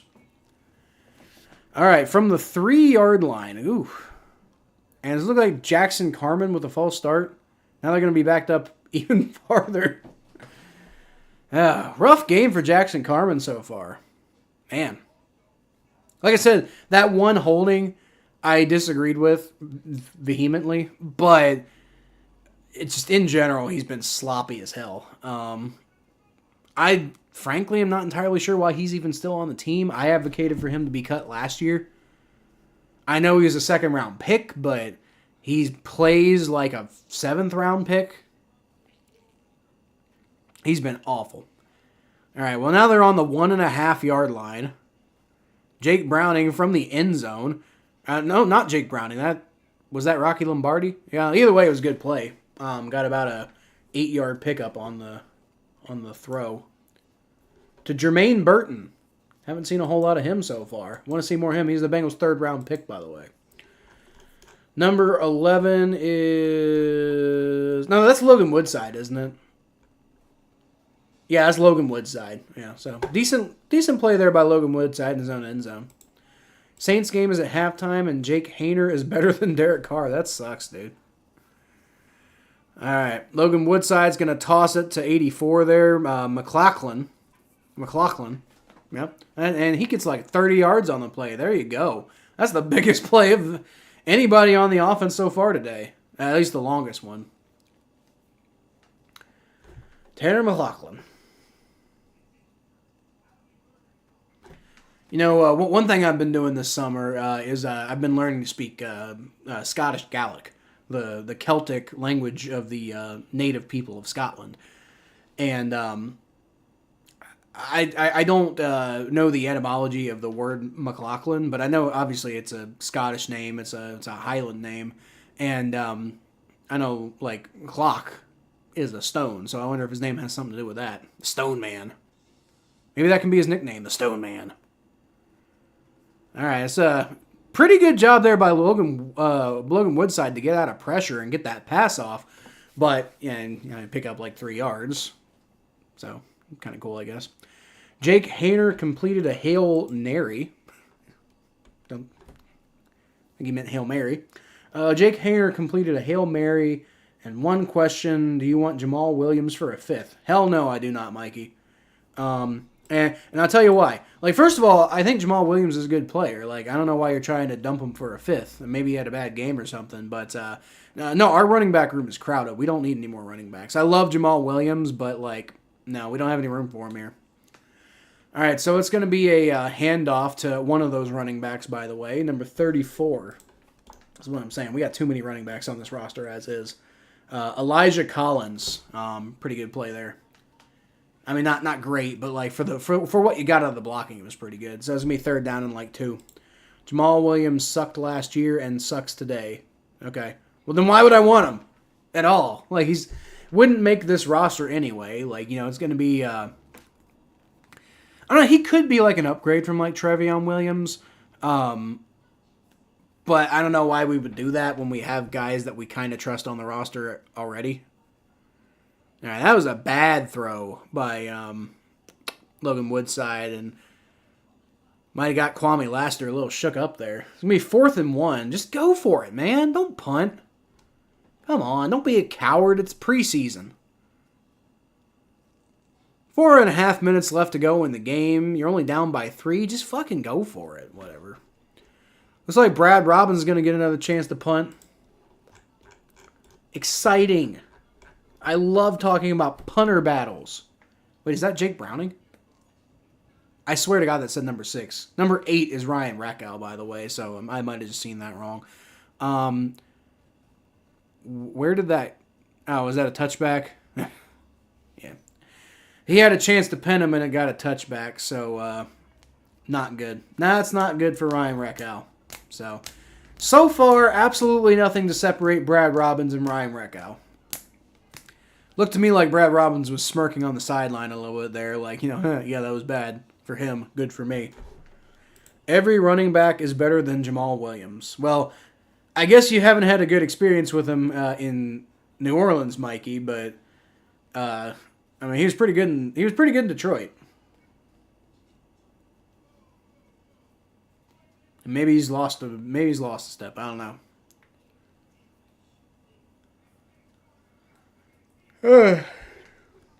Sorry about that. We got 8:17 left to go in the game. Bengals are down 10-7, and I frankly, like I said, I'd be shocked if anybody scores anything at this point. If they do, it'll be the Buccaneers getting like a field goal or something. But like both offenses ain't doing shit right now. This game is pretty boring right now, honestly. 1 TD last year total in Week 18. Maybe how much did he play before Week 18 though? I guess that's the question. Like, was he just like on the field and just never getting touchdowns despite getting a ton of snaps, or like did he just miss a bunch of time? Because that I guess it depends on how many snaps he was getting.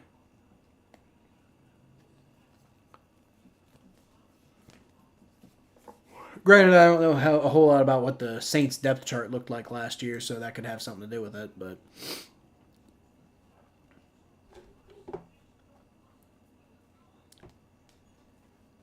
hey, I'm really struggling for content. I'm trying to be like, oh, I'm on stream, I better entertain my people. But like, man, it's a preseason game, and we've already seen all the interesting people, and now it's guys who probably won't even make the roster, frankly, so far proving why they're not going to make a roster.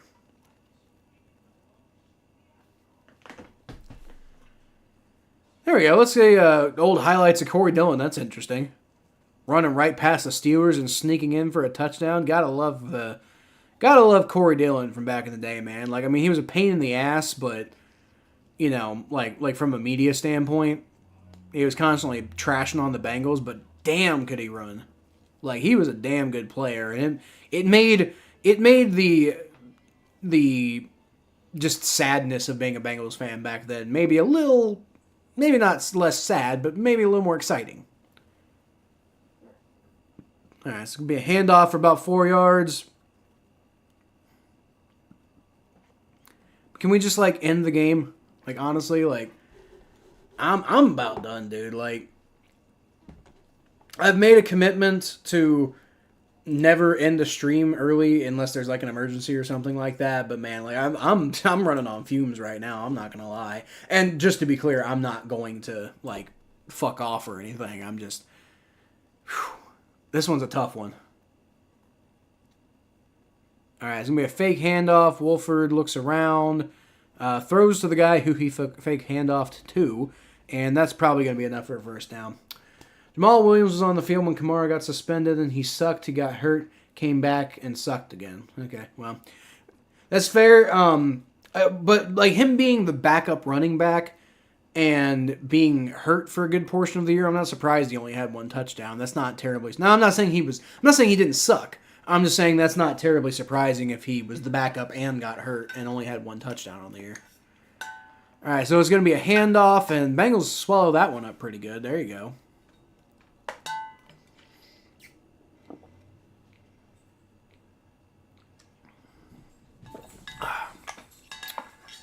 6:52 left to go in the game. 2nd and 8.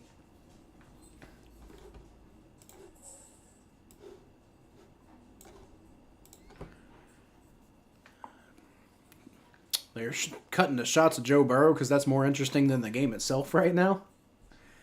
All right, so it's going to be a fake handoff, and Wolford's going to run out to the right. He's going to throw, and that is caught but dropped. So, and now it's going to be 3rd and 8. Good job to knock that ball out.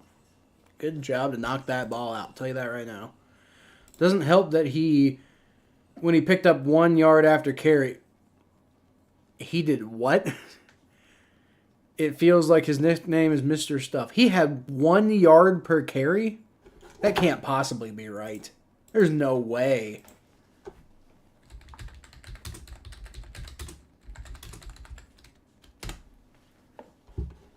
That's insane if true. I can't imagine that's fully accurate. Maybe in like 1 game or something like that. John Wolford, shotgun snap. He's going to throw that one deep, and it's to nobody.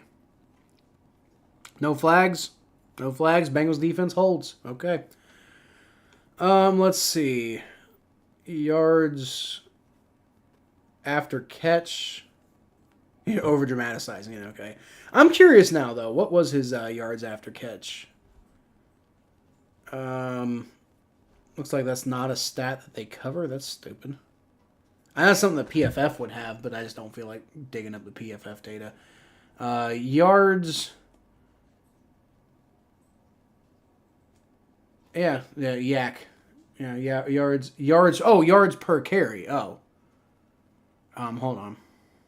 Because yak means yards after catch. That's what that means. All right, so that's going to be returned from like the 25-yard line, gets it out to about the 32. Almost fumbled that. Almost muffed that. That's not good. Okay, so yards per catch.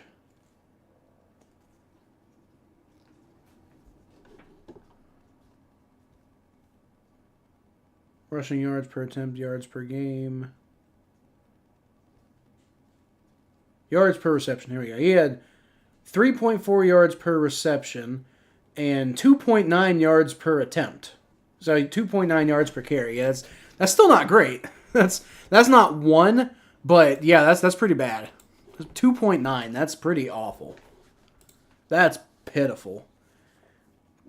That's like by all metrics the worst of his entire career.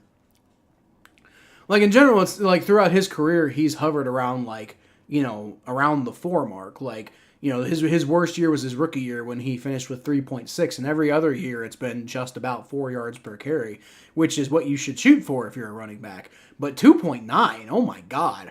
Like, I mean that's bad, but at that point I'm wondering, is the Saints offensive line just that bad too?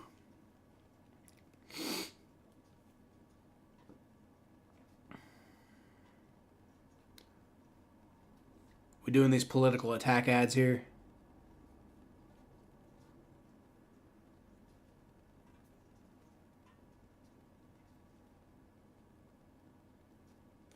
Oh my god, I hate political attack ads. They're doing one against Sherrod Brown right now, the senator, one of the senators from Ohio. I don't have the patience for this shit, man. Like, I don't need all these political attack ads. Can we talk about I want to talk about the issues, Like, I don't want to talk about the issues. I'm here to talk about football. I have no interest in talking about politics on YouTube. But I'm saying in the political sphere, can we please talk about the issues instead of just attacking everybody all the time? Like, he voted for immigrant murdering people. Like, I don't know, man. Got to get back to the stream, because every time another running back gets the ball, they have room, but not Jamal Williams. I guess, dude. I don't know. It seems when you're averaging 2.9 yards per carry, when the whole rest of your career it's been about 4, that tells me something about the Saints. Jamal Williams probably didn't do well by any means, but that's an anomaly, and the only different the differing factor there is the Saints themselves. All right, Logan Woodside escapes pressure, but there's probably holding on the play because there's multiple flags. Gets the ball to Tanner McLaughlin, who picks up about 5-6 yards. It's not going to matter because it's coming back. I'm assuming it's coming back anyway.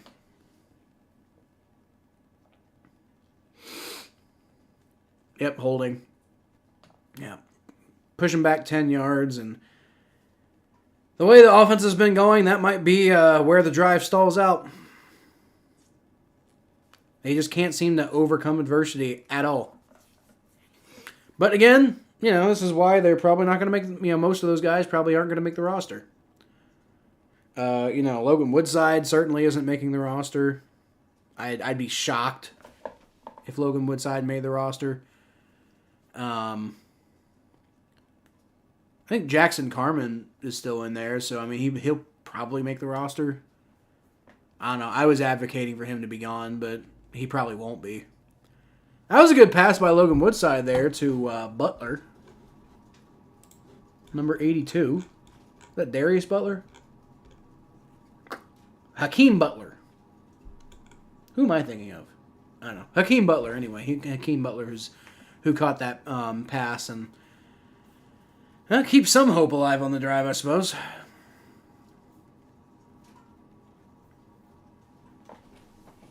Second and 8 with 5 minutes left to go in the game. Starting to run out of time here, Bengals. If you're going to do anything, do it now. All right, Logan Woodside, shotgun snap. He rolls back, gets hit, but he does get the ball to number 34 there, who he has a pretty nice little running lane there. Gets himself a first down, Elijah Collins. There you go.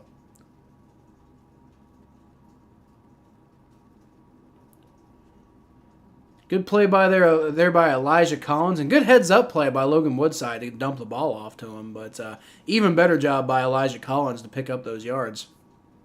You like to see that. Definitely like to see that.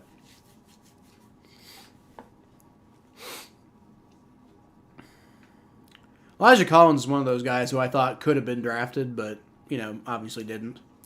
Logan Woodside bounced around the backfield. He throws over the middle to 85. Was that McLaughlin? No, it wasn't. Who's 85 again? Cam Grandy. Once again, I'm not familiar with that guy at all. I don't even remember the Bengals signing him.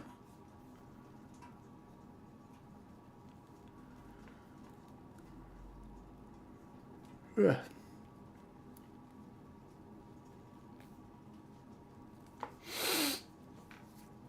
All right, 2nd and 2. I thought that would have been a first down, but I guess I'm mistaken. 2nd and 2. Shotgun snap for Logan Woodside. He rolls back, and he's going to throw it deep, and it's caught for the touchdown. Wow, that was a good one, but there's a flag. What's the flag? All right, well, they're still celebrating, so that's Jermaine Burton, by the way. Good to see Jermaine Burton going up there and getting that was a great catch, regardless of whether this gets called back for a flag. Great catch by Jermaine Burton. That's good on the tape there. There is a flag. They're calling it a touchdown, but I'm curious what the flag is.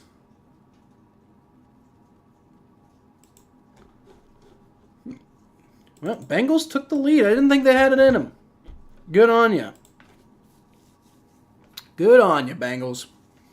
Dude, I'll tell you what, Logan Woodside's been looking pretty good on this drive. Now, obviously that shouldn't, change your perception of, he shouldn't overseat Jake Browning because of one good preseason game, but Logan Woodside's looked pretty good. All right, I guess they must have waved the flag off, so the touchdown stands. There we go, and the kick is good. So it is 14-10. Let's go. All right. Touchdown, Bengals. Let's go. If you need anyone to talk to when the game is over, I'll be streaming. Yeah, I'll probably pop by a little bit, Mikey. I don't think I'll stick around too long because I don't know. I honestly might just want to go to bed.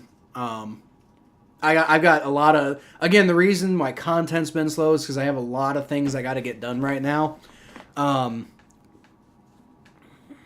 So I'll probably pop by and say hi and talk for a little bit, but I don't think I'll stick around too long. Cardinals took the lead. Well, that's unfortunate. Yeah, but I'll probably stop by and say hi, Mikey. All right, well, Bengals got the leads, 14-10, 3:33 left to go. Let's see if they can hold this. Again, preseason. It doesn't really matter, but as I also said, I do want to see them win. Even if it doesn't matter, just, for posterity's sake.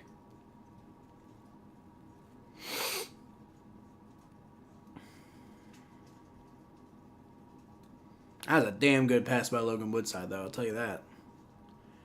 All right, so kickoff's going to be returned. Gets it out to past the 26. Wow, to the 32. Oh, well, for once they got it past the 26. Now, to be clear, that's bad. That's the Buccaneers returning it. You know, we don't want them to do well, but that's what happened. Okay, so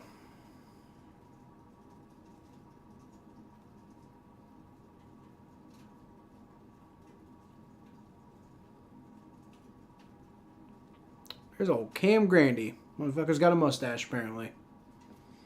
I know his mustache has really been kind of coming back into style lately. It's interesting. All right, shotgun snap for the Buccaneers. It's going to be a pass over the middle, and my stream's starting to get weird. I think I'm going to have to restart this because now allegedly it's second down and all, and I don't even know what's going on. Well, the game itself got a little interesting. So we were talking about it being boring earlier. At least there's some level of interest going on. All right, 1st and 10. This might have been the play that just happened. Yep, straight over the middle, 45, catches it, and yeah, that was the same play. And now it's jumping again. What the hell? Okay, sorry if I'm missing anything important, guys. I'm just going to have to go to something else because that's not working. Okay, so it's currently 1st and 10, and the Buccaneers have it at the Bengals' 44-yard line, so something bad happened. Going to throw it over the middle and wide open. Way wide open. And just letting them march right down the field. This feels like a very classic Lou Anarumo type of defense. Let them do whatever you want for the first 80 yards and then stop them for a field goal, which I guess would work right now. If you stop them for a field goal, then you'll probably win the game. All right. Shotgun snap over the middle, and, yep. And no tackling ability. Got it down to the 9 damn yard line. Good God.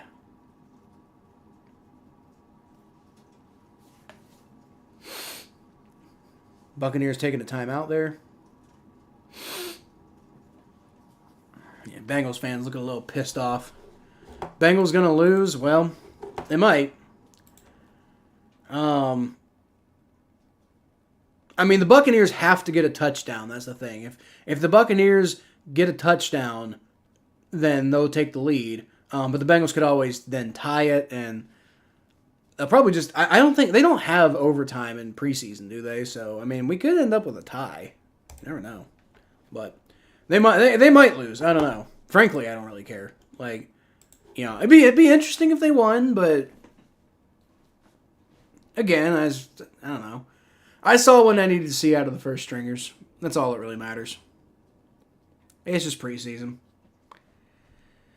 Just preseason. Now, you know, and the guys who are kind of like, if the Buccaneers end up winning, then, you know, the guys who are currently out there blowing the game probably aren't going to make the roster anyway. The guys who saved the game probably aren't going to make the roster. Well, no, because Jermaine Burton will make the roster, yeah. Logan Woodside certainly won't, though. I would be shocked if the Bengals kept 3 quarterbacks, and there's no way that Logan Woodside's going to unseat Jake Browning for the backup spot. It's just not going to happen. Like, I mean, just experience alone. Jake Browning took over for Joe Burrow last year and was, you know, pretty solid. So, like, you'd have to already be a highly experienced quarterback to, I think, compete with that. I don't think Logan Woodside has a chance in hell.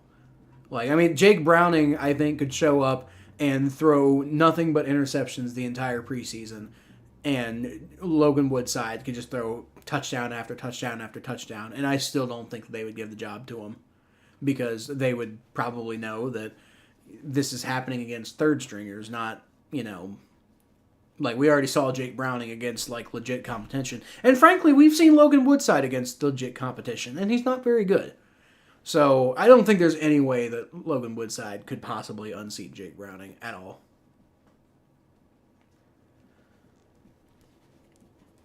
Now, the defense, who knows what's going to happen, but I don't think any of the guys we're seeing right now are going to make the team. I don't.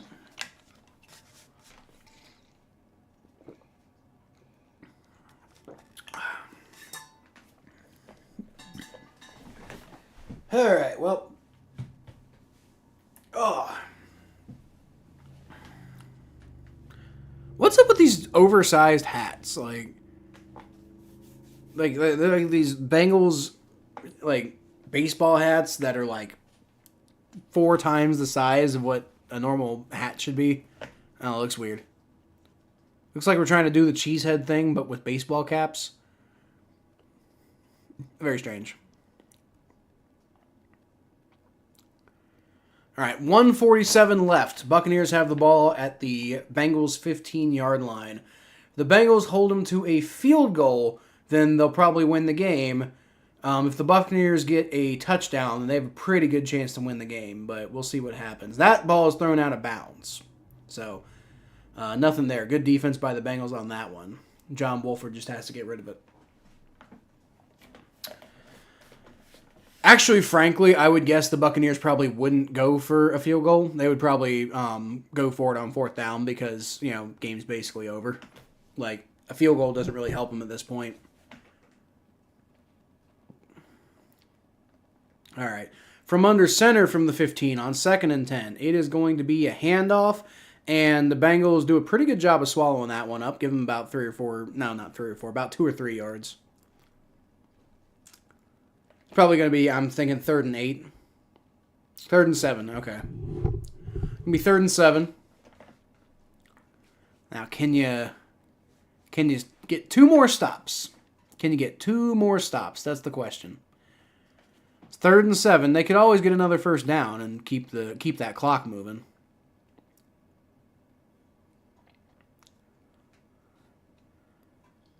All right, shotgun snap. Logan Woodside rolls back, and he's going to escape pressure a little bit. He's going to throw out of bounds. Nothing there.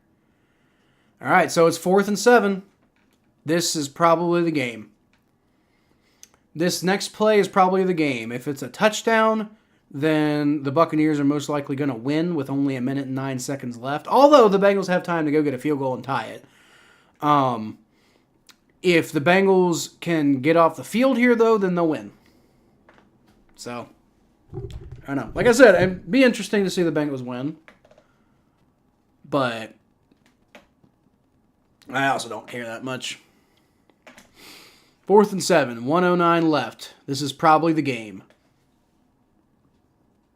That was a false start. All right, so that's going to make it harder for the Buccaneers.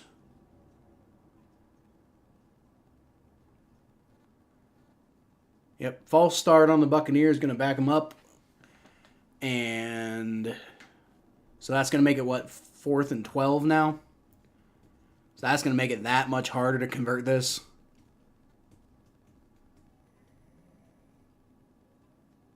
Well, if the Bengals can hold, then good job by them to finish it off well, but it has not been a good game for the third stringers at all.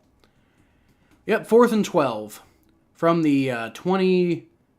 Is that the 22 or is it the 22 or the 17? I think it's the 17. Yeah, 17-yard line. And the Bucs are taking a timeout. Can we just get on with it? Oh my God. Like, you've piqued my interest just a little bit in this preseason game to see what happens. Can the Bengals hold them off and come away with the meaningless victory? Or do the Buccaneers, overcome, the start so far, and then they come away with the meaningless victory? I don't know. Who knows? Let's wait and find out. But now we have to wait longer because there's a timeout. Like, I don't care. I don't care. Can we just end the damn game, guys? Like, I'd like to do something other than go straight to bed after this fucking game. Oh my God. This game is so long. God, for a preseason game, it's... do we need this much preseason action? Like, don't get me wrong, I like preseason games, but maybe we should make the preseason games shorter. Like, make them only half as long. You know? And I get it, you need the time. You want to make sure people get snaps, but I don't know. I just don't care.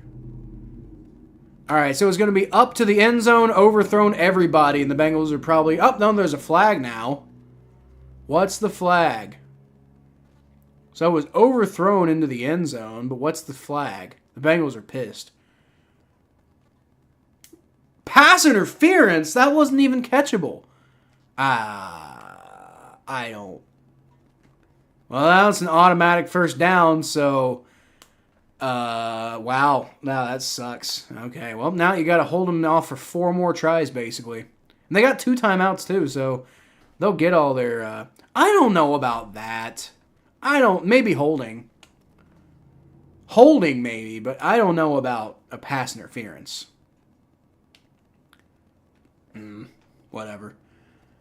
All right, 1st and goal from the 3-yard line now. Jesus Christ. And they stuff him on the first play. Or maybe, I don't know. He pushed forward pretty far. They're calling it a touchdown.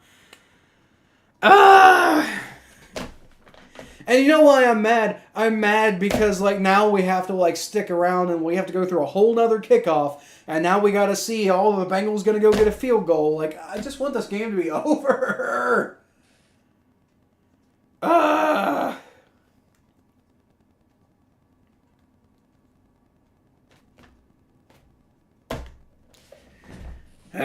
Damn it, Buccaneers. Why can we just can the game be over? Oh my god. Dude, we need to make preseason games shorter. We need to make preseason games shorter. That's what we need to do. Hey, Connor's got the right idea. This game is so long for no reason. God, I can only imagine if the other 2 games are this fucking awful.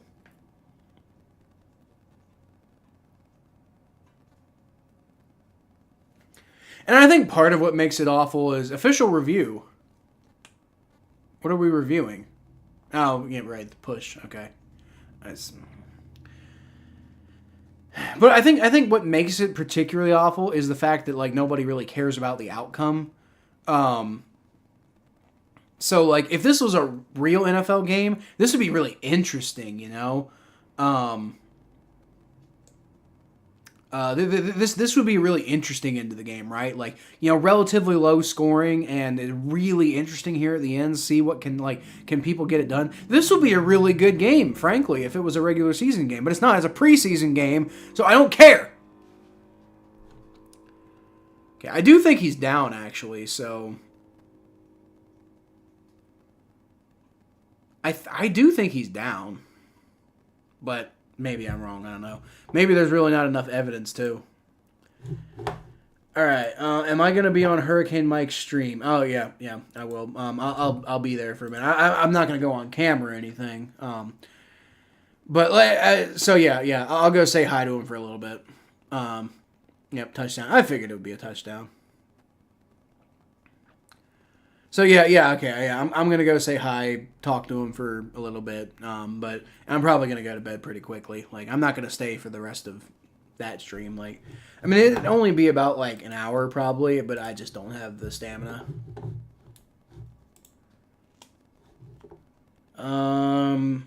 Yeah, they're still in the middle of the 3rd quarter, so like, I'll go over there, I'll go talk for a few minutes, but then, you know. They almost missed the extra point, but they got it.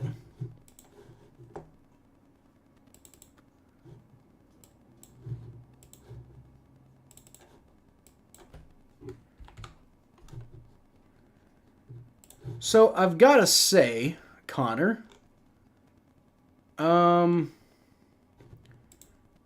you said your prediction is Bengals 14, Bucks 17, and right now that looks correct. So...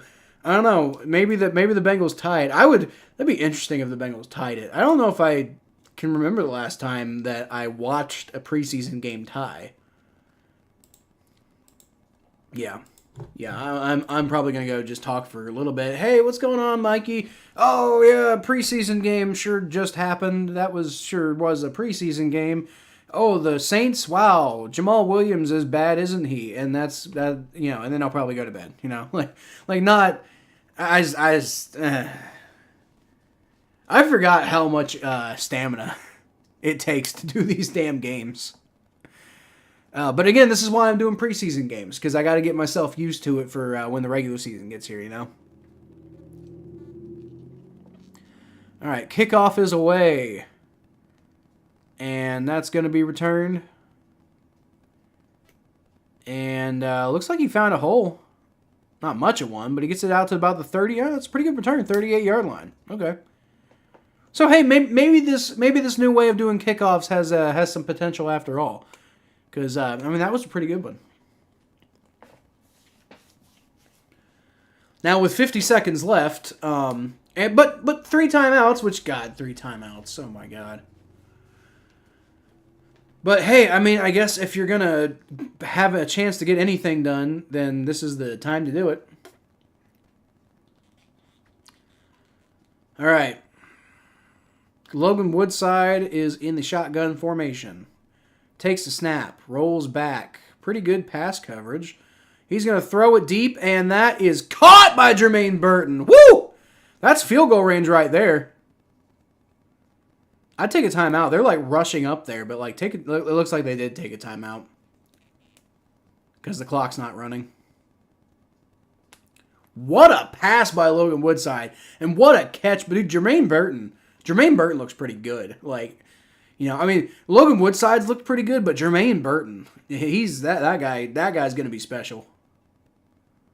Dude, Jermaine Burton, I'm looking forward to him like in some meaningful action. Wow. Well, that just turned the game on its head. Hell, the Bengals actually, with 41 seconds left, they could go win this now. You know, they're already down at like the 35-yard line. They're in field goal range. They could go win this at this point. Huh. Oh, I'm sorry, the 25-yard line, 24-yard line. I did not have this on my bingo card. Logan Woodside takes a shotgun snap. He's going to throw it deep again, and that one just has to get knocked away. I would argue there's some pass interference going on there, but yeah, they just Hakeem Butler just had to knock that ball away. Okay, I would argue there's some pass interference going on there, but you know, whatever. Jaguars win. Cool. I like the Jaguars. Don't like the Chiefs. It's preseason. Don't really care that much, but yeah.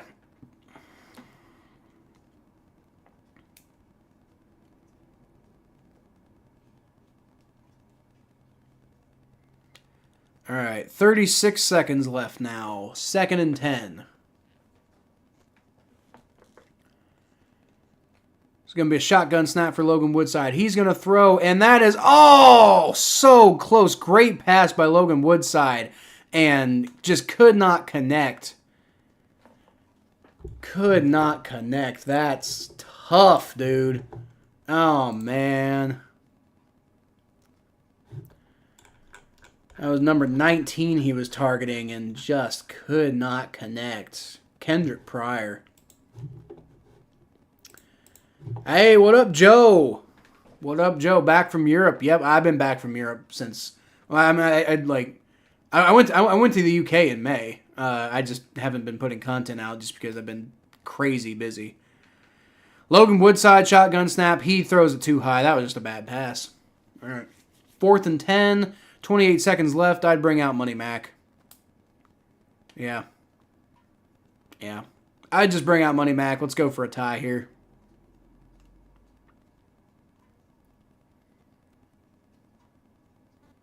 Or not. Are they keeping the offense out? Oh, I guess they're just going to go for it. I mean, it's preseason. Why the hell not? I don't know. I'd give Mac the rep, but whatever.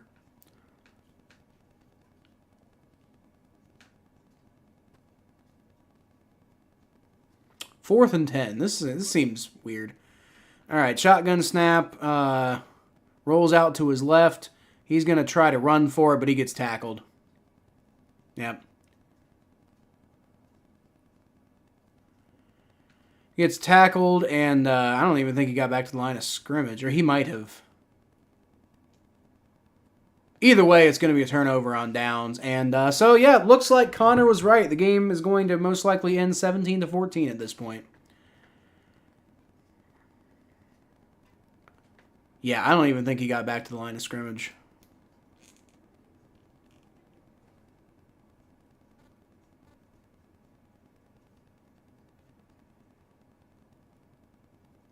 Or he might have. He might have, actually. Yeah, that might have been the other marker I was looking at. But, yep. All right, so the Buccaneers are just going to kneel on it. Bengals have 3 timeouts, but they're not going to use them because it's a fucking preseason. So, yep. All right, so it looks like Connor was correct.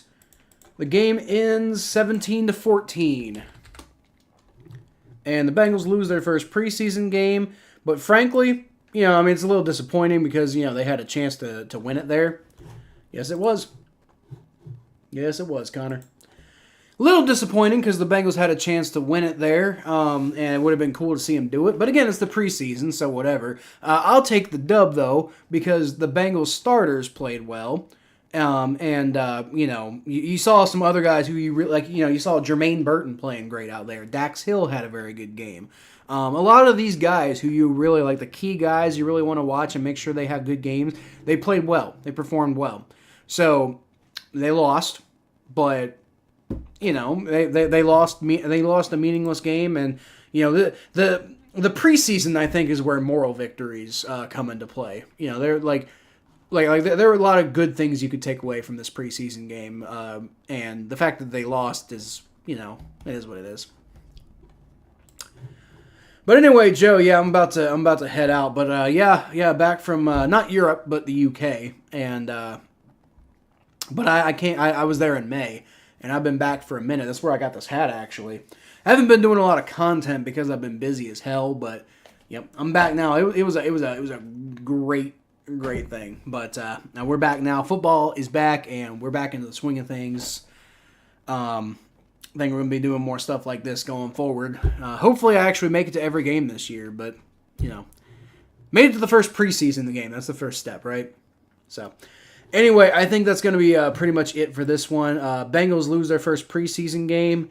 Show you how much I fucking care.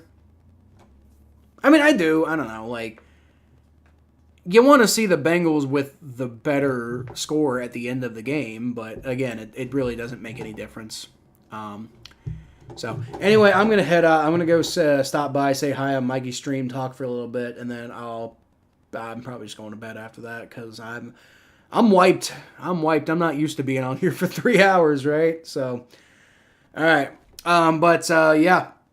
If anybody's still here, you can catch more of what I do. Just subscribe to this channel. I'm at Kyle Phelps 92 on Twitter, Facebook.com/The Phelps. You can catch me on TikTok, but I haven't really been putting anything out there. I might get back to it. I don't know. TikTok never really vibed with me too much. I tried, and I don't know. I probably should, though. Yep, I'll see you on the other stream, Connor. And, I'll leave y'all, we lost, but again, it's preseason. So I'll leave y'all, as always, with a hoo-day!